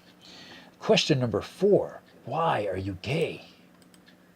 Why am I fucking gay? Well, the reason I'm gay is I'm not sure. It ceases. The fucking answer just, it's never come to me. But I don't know. When I was 7, I saw my dad naked, and I looked at his penis, and my mouth just started watering. And it was at that point I realized I was a homosexual. And when I became 12, I just started guzzling as much semen as I could. I would just wait for my buddies to sleep during sleepovers, and I would just blow them. I would rape blow them until they came down my throat.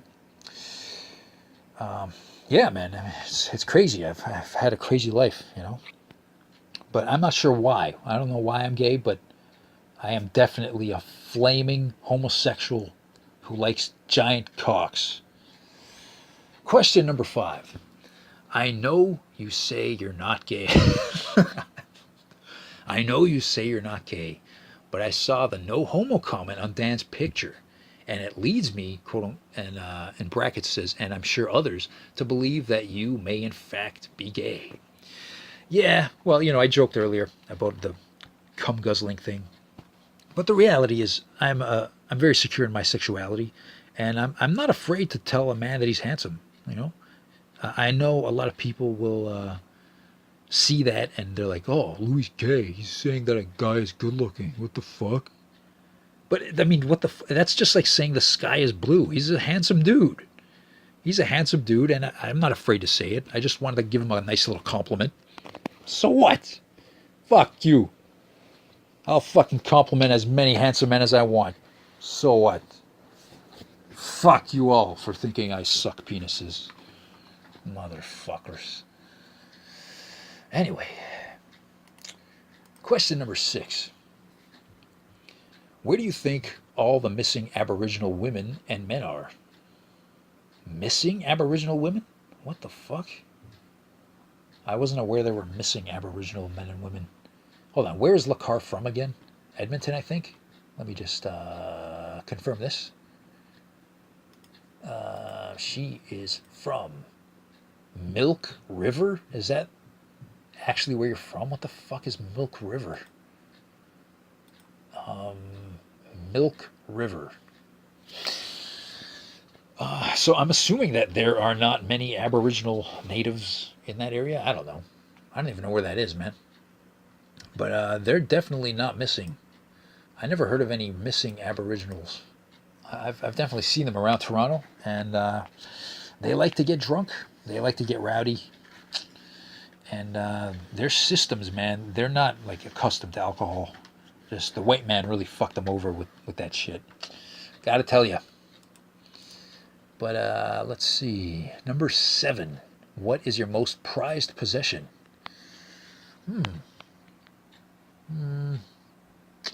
I'd probably say my computer. I really like my computer. I really like the internet, and I like video games. I paid I think it was like $1,500 for this thing. And that being said, it's still a pain in the ass because it crashes a lot. It's supposed to be a fucking gaming PC, but it often overheats and crashes, and it pisses me off. And it's kind of like we're an old married couple, you know. I fucking love the thing, but it just drives me bonkers. It's fucking sad. Anyway, yeah, I think my PC. That's my answer for you. And Lacar's last question, last but not least. If you could have any dog, what would it be, and what would you name it? Wow, that's a kind of a lame question. Any dog? I don't know. I'm not much of a dog person. Fucking, geez, I don't know. You know what? I've been watching a lot of Shib. How do you pronounce that word? Shib videos on YouTube. There's a really good channel called Shibe Nation that I highly recommend. And yeah, those dogs are fucking adorable, man. They're just like cute little teddy bears, and they do dumb shit. And they look at you with their big dumb eyes, smiling.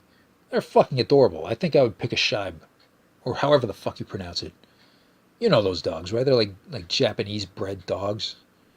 I think they're expensive as fuck though, and I'm poor, so I don't know. Yeah, man. A dog is a lot of responsibility. I don't know if I would get one. What would I name it though? What would I name it? You know, I'm tempted to give it like some kind of vulgar name, but that probably wouldn't be a good idea. It's like you're walking down the park.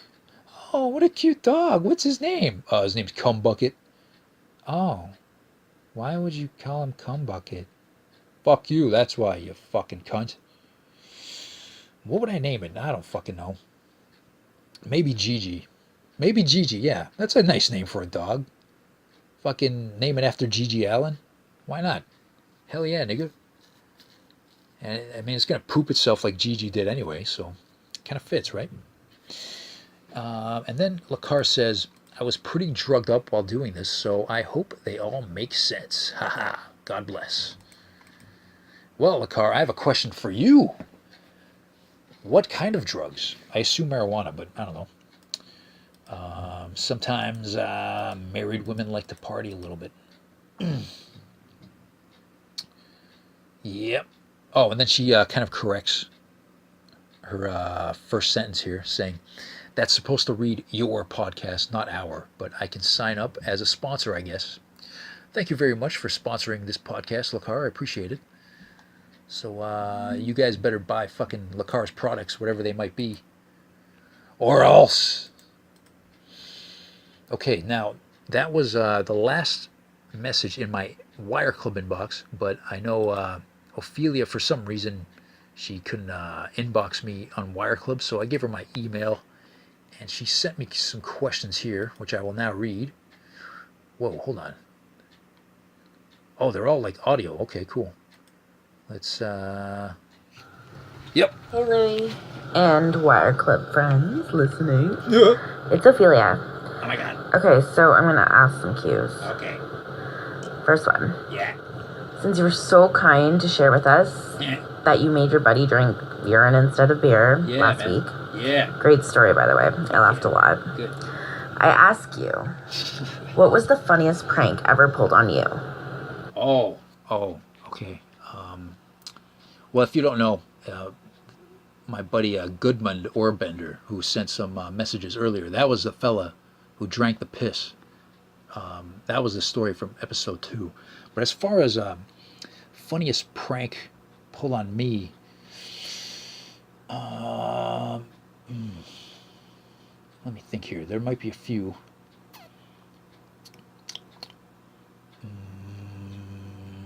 You know, I actually have a picture of me passed out in a party. Like I was like just wasted, knocked out, and they drew a big swastika on my forehead. That's just a little mention there. That was funny. I still have the pic and I look at it and laugh sometimes. But you know, in terms of the worst prank that's been done on me, it was almost like not even on purpose. It was like a happy accident. And guess what? Guess what? It also involves piss. And yeah.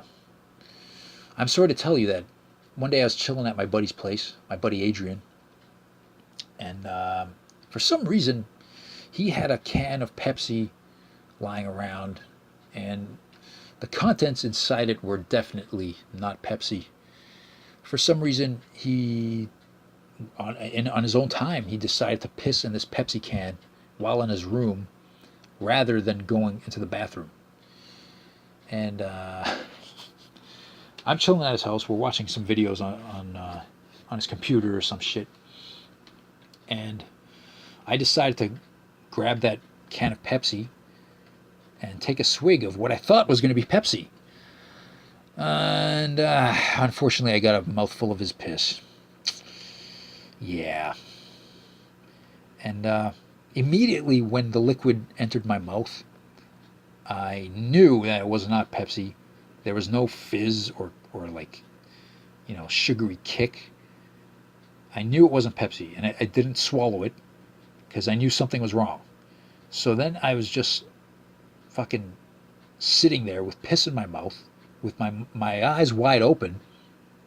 And then one of our buddies noticed that I took a swig, and he looked at me and just started laughing. He fucking started laughing because he knew there was piss in there. He knew that Adrian pissed in there for some reason. I don't think it was on purpose, but it was at that point that I realized I had a mouthful of piss, and I was just absolutely disgusted. I ran to the bathroom, and I spit in the sink, and I just started immediately squeezing a tube of toothpaste into my mouth. Oh man, that was brutal.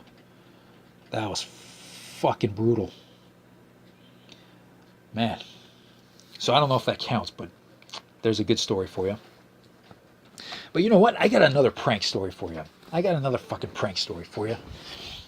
And it involves my buddy Simon, right?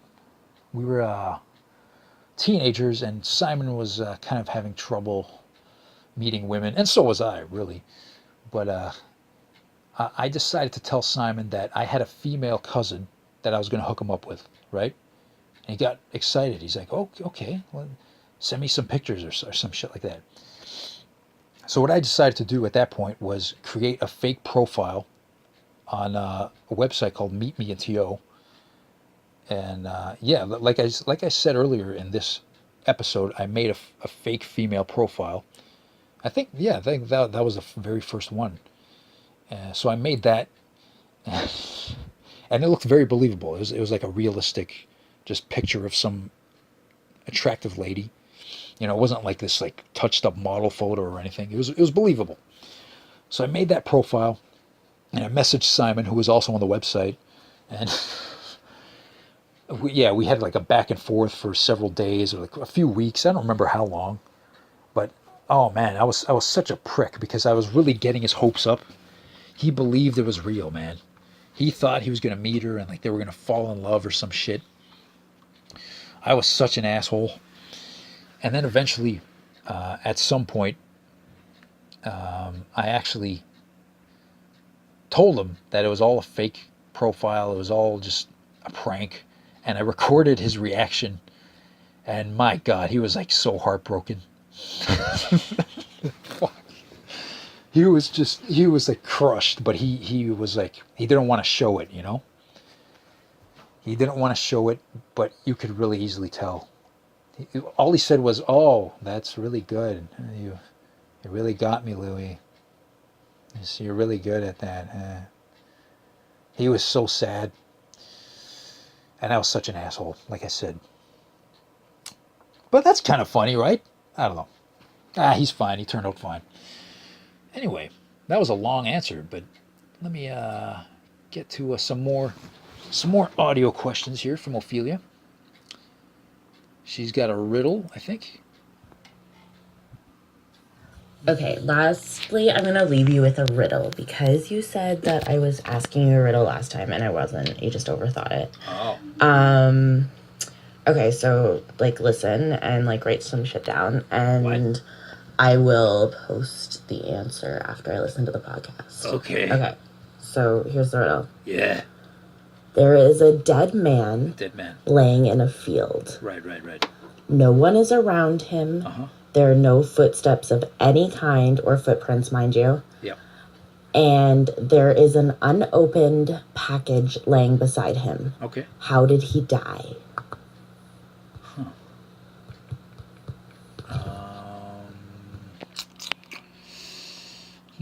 I'm going to have to listen to that one more time. One more time. Let me see if I can figure this out. Let me listen to that again. There is a dead man. Dead man. Laying in a field. Laying in a field. No one is around him. No one's around him. There are no footsteps of any kind or footprints, mind you. Okay. And there is an unopened package laying beside him. How did he die?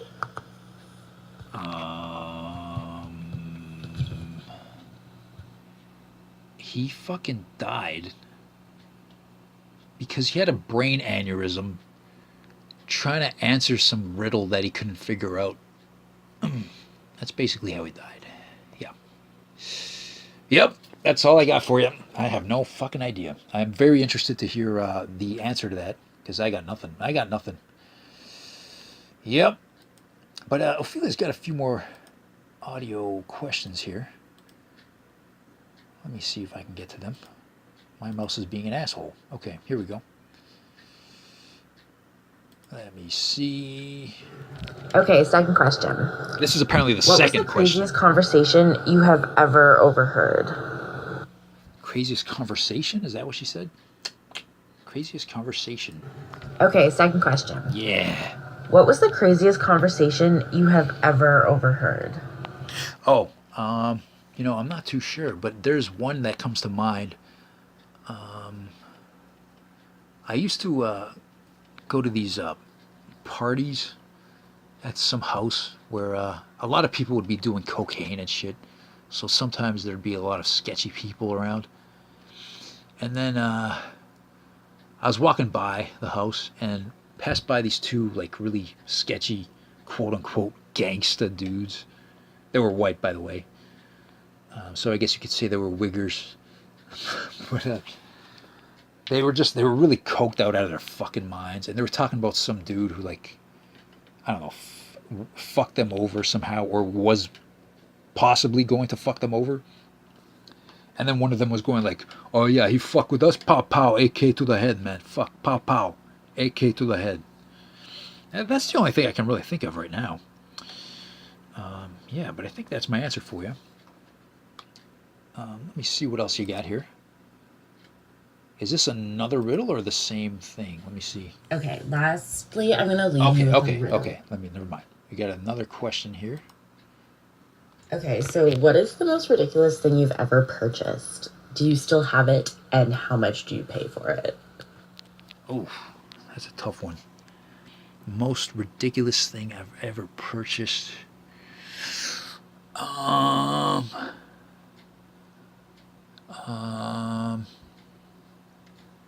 Okay, I got two answers for you here. No, wait, three. Yes, three. No, hold on. I got four. And they all involve ex-girlfriends. So yeah, there was a time I purchased a box set DVD, yeah, a box DVD set of Grey's Anatomy for a girlfriend, and I felt really fucking gay buying that shit because my God, what an awful show. What an awful show. And what a good boyfriend I am for buying that shit for her because she liked that show. But you know what's even worse? You know what's even worse than that? I actually bought a box DVD set of a show that is much, much gayer than Grey's Anatomy. Quite literally so, actually, because she also enjoyed a program called Queer as Folk, if you know it. And it was literally about dudes like butt fucking each other and stuff. So can you imagine that? Can you imagine that? Louis fucking bringing that to the counter and being like, yeah, I'd like to purchase this. Like, Jesus Christ, man. That is just fucking awful. That is awful. And then I got two other gifts that I bought for my most recent girlfriend. Yeah, I bought her a dildo once. And it's like, why am I buying you a dildo? She wanted one, right? And I guess maybe, I don't know, maybe I wasn't satisfying her enough. Jesus Christ.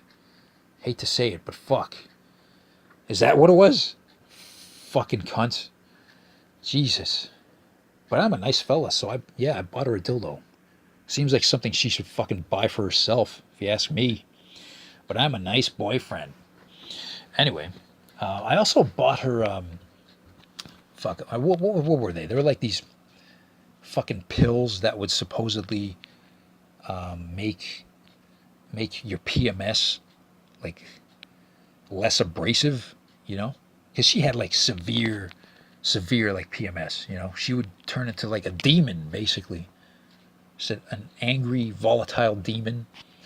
And at some point during the relationship, she kind of recognized that. And yeah, she asked me to buy her those pills for her. So I did. Yeah, there you go. I got 4 different answers for you there. You can figure out which one was the worst or most ridiculous, as you asked. And yeah, I think that was the last one. That was the last question. So yeah, how am I going to end this now? You know, I just forgot that I should have got like a nice quote to end this thing with. But right now I got nothing. I got nothing. So this podcast has been a little bit over 2 hours. And I think it's about time to end this thing. Yeah, I don't think I have anything else to say. So thank you very much for listening. I hope you guys enjoyed. Once again, just let me know any suggestions to make this better. Tell me what you liked and didn't like. Oh, I know you guys like hearing me take a piss again. That's for fucking sure, right? You guys love hearing my urine. Oh, yeah. Anyway, this concludes episode number 3 of the Cringe Carnival. Ha! You actually thought that the podcast was over? Well, so did I, actually. I thought I was done recording it, and I had a little nap. And guess what? When I woke up, lo and behold, there were 2 Johnny-come-latelys in my inbox who had some questions for me. And I didn't want to be a dick, so, you know, I will include these messages in this episode. So the first message here is from Kenny, and she asks, what are your views on Alberta chatters? I don't really have any particular opinions on Alberta in general. But you seem like a nice lady, Kenny, so I'll tell you that. And Kenny also says, also, please free Krusty. Well, you know, I cannot do that. That's not something I can do because, unfortunately, Krusty got busted. He got busted for diddling some kids, and I'm not happy to tell you about that, but it's just the fact of the matter, unfortunately. So, he's got to do his time. He's gonna rot in that cell, unfortunately, and there's not really anything I can do about it. But to the next message now. It's from Hamadriad, and she's got a Vocaroo actually here. So let's open this thing up. Let's go to the Vocaroo link and see what she has to say. Let's listen to this. Hi, Lou. Hello. I have a few questions for you. All right. I'm just going to ask them all together instead of doing them separately. So my first question would be, what was your first job? Okay, my first job, I was actually a fucking janitor in a supermarket, and it was like this fancy little supermarket in like some rich neighborhood. It's called Summerhill Market.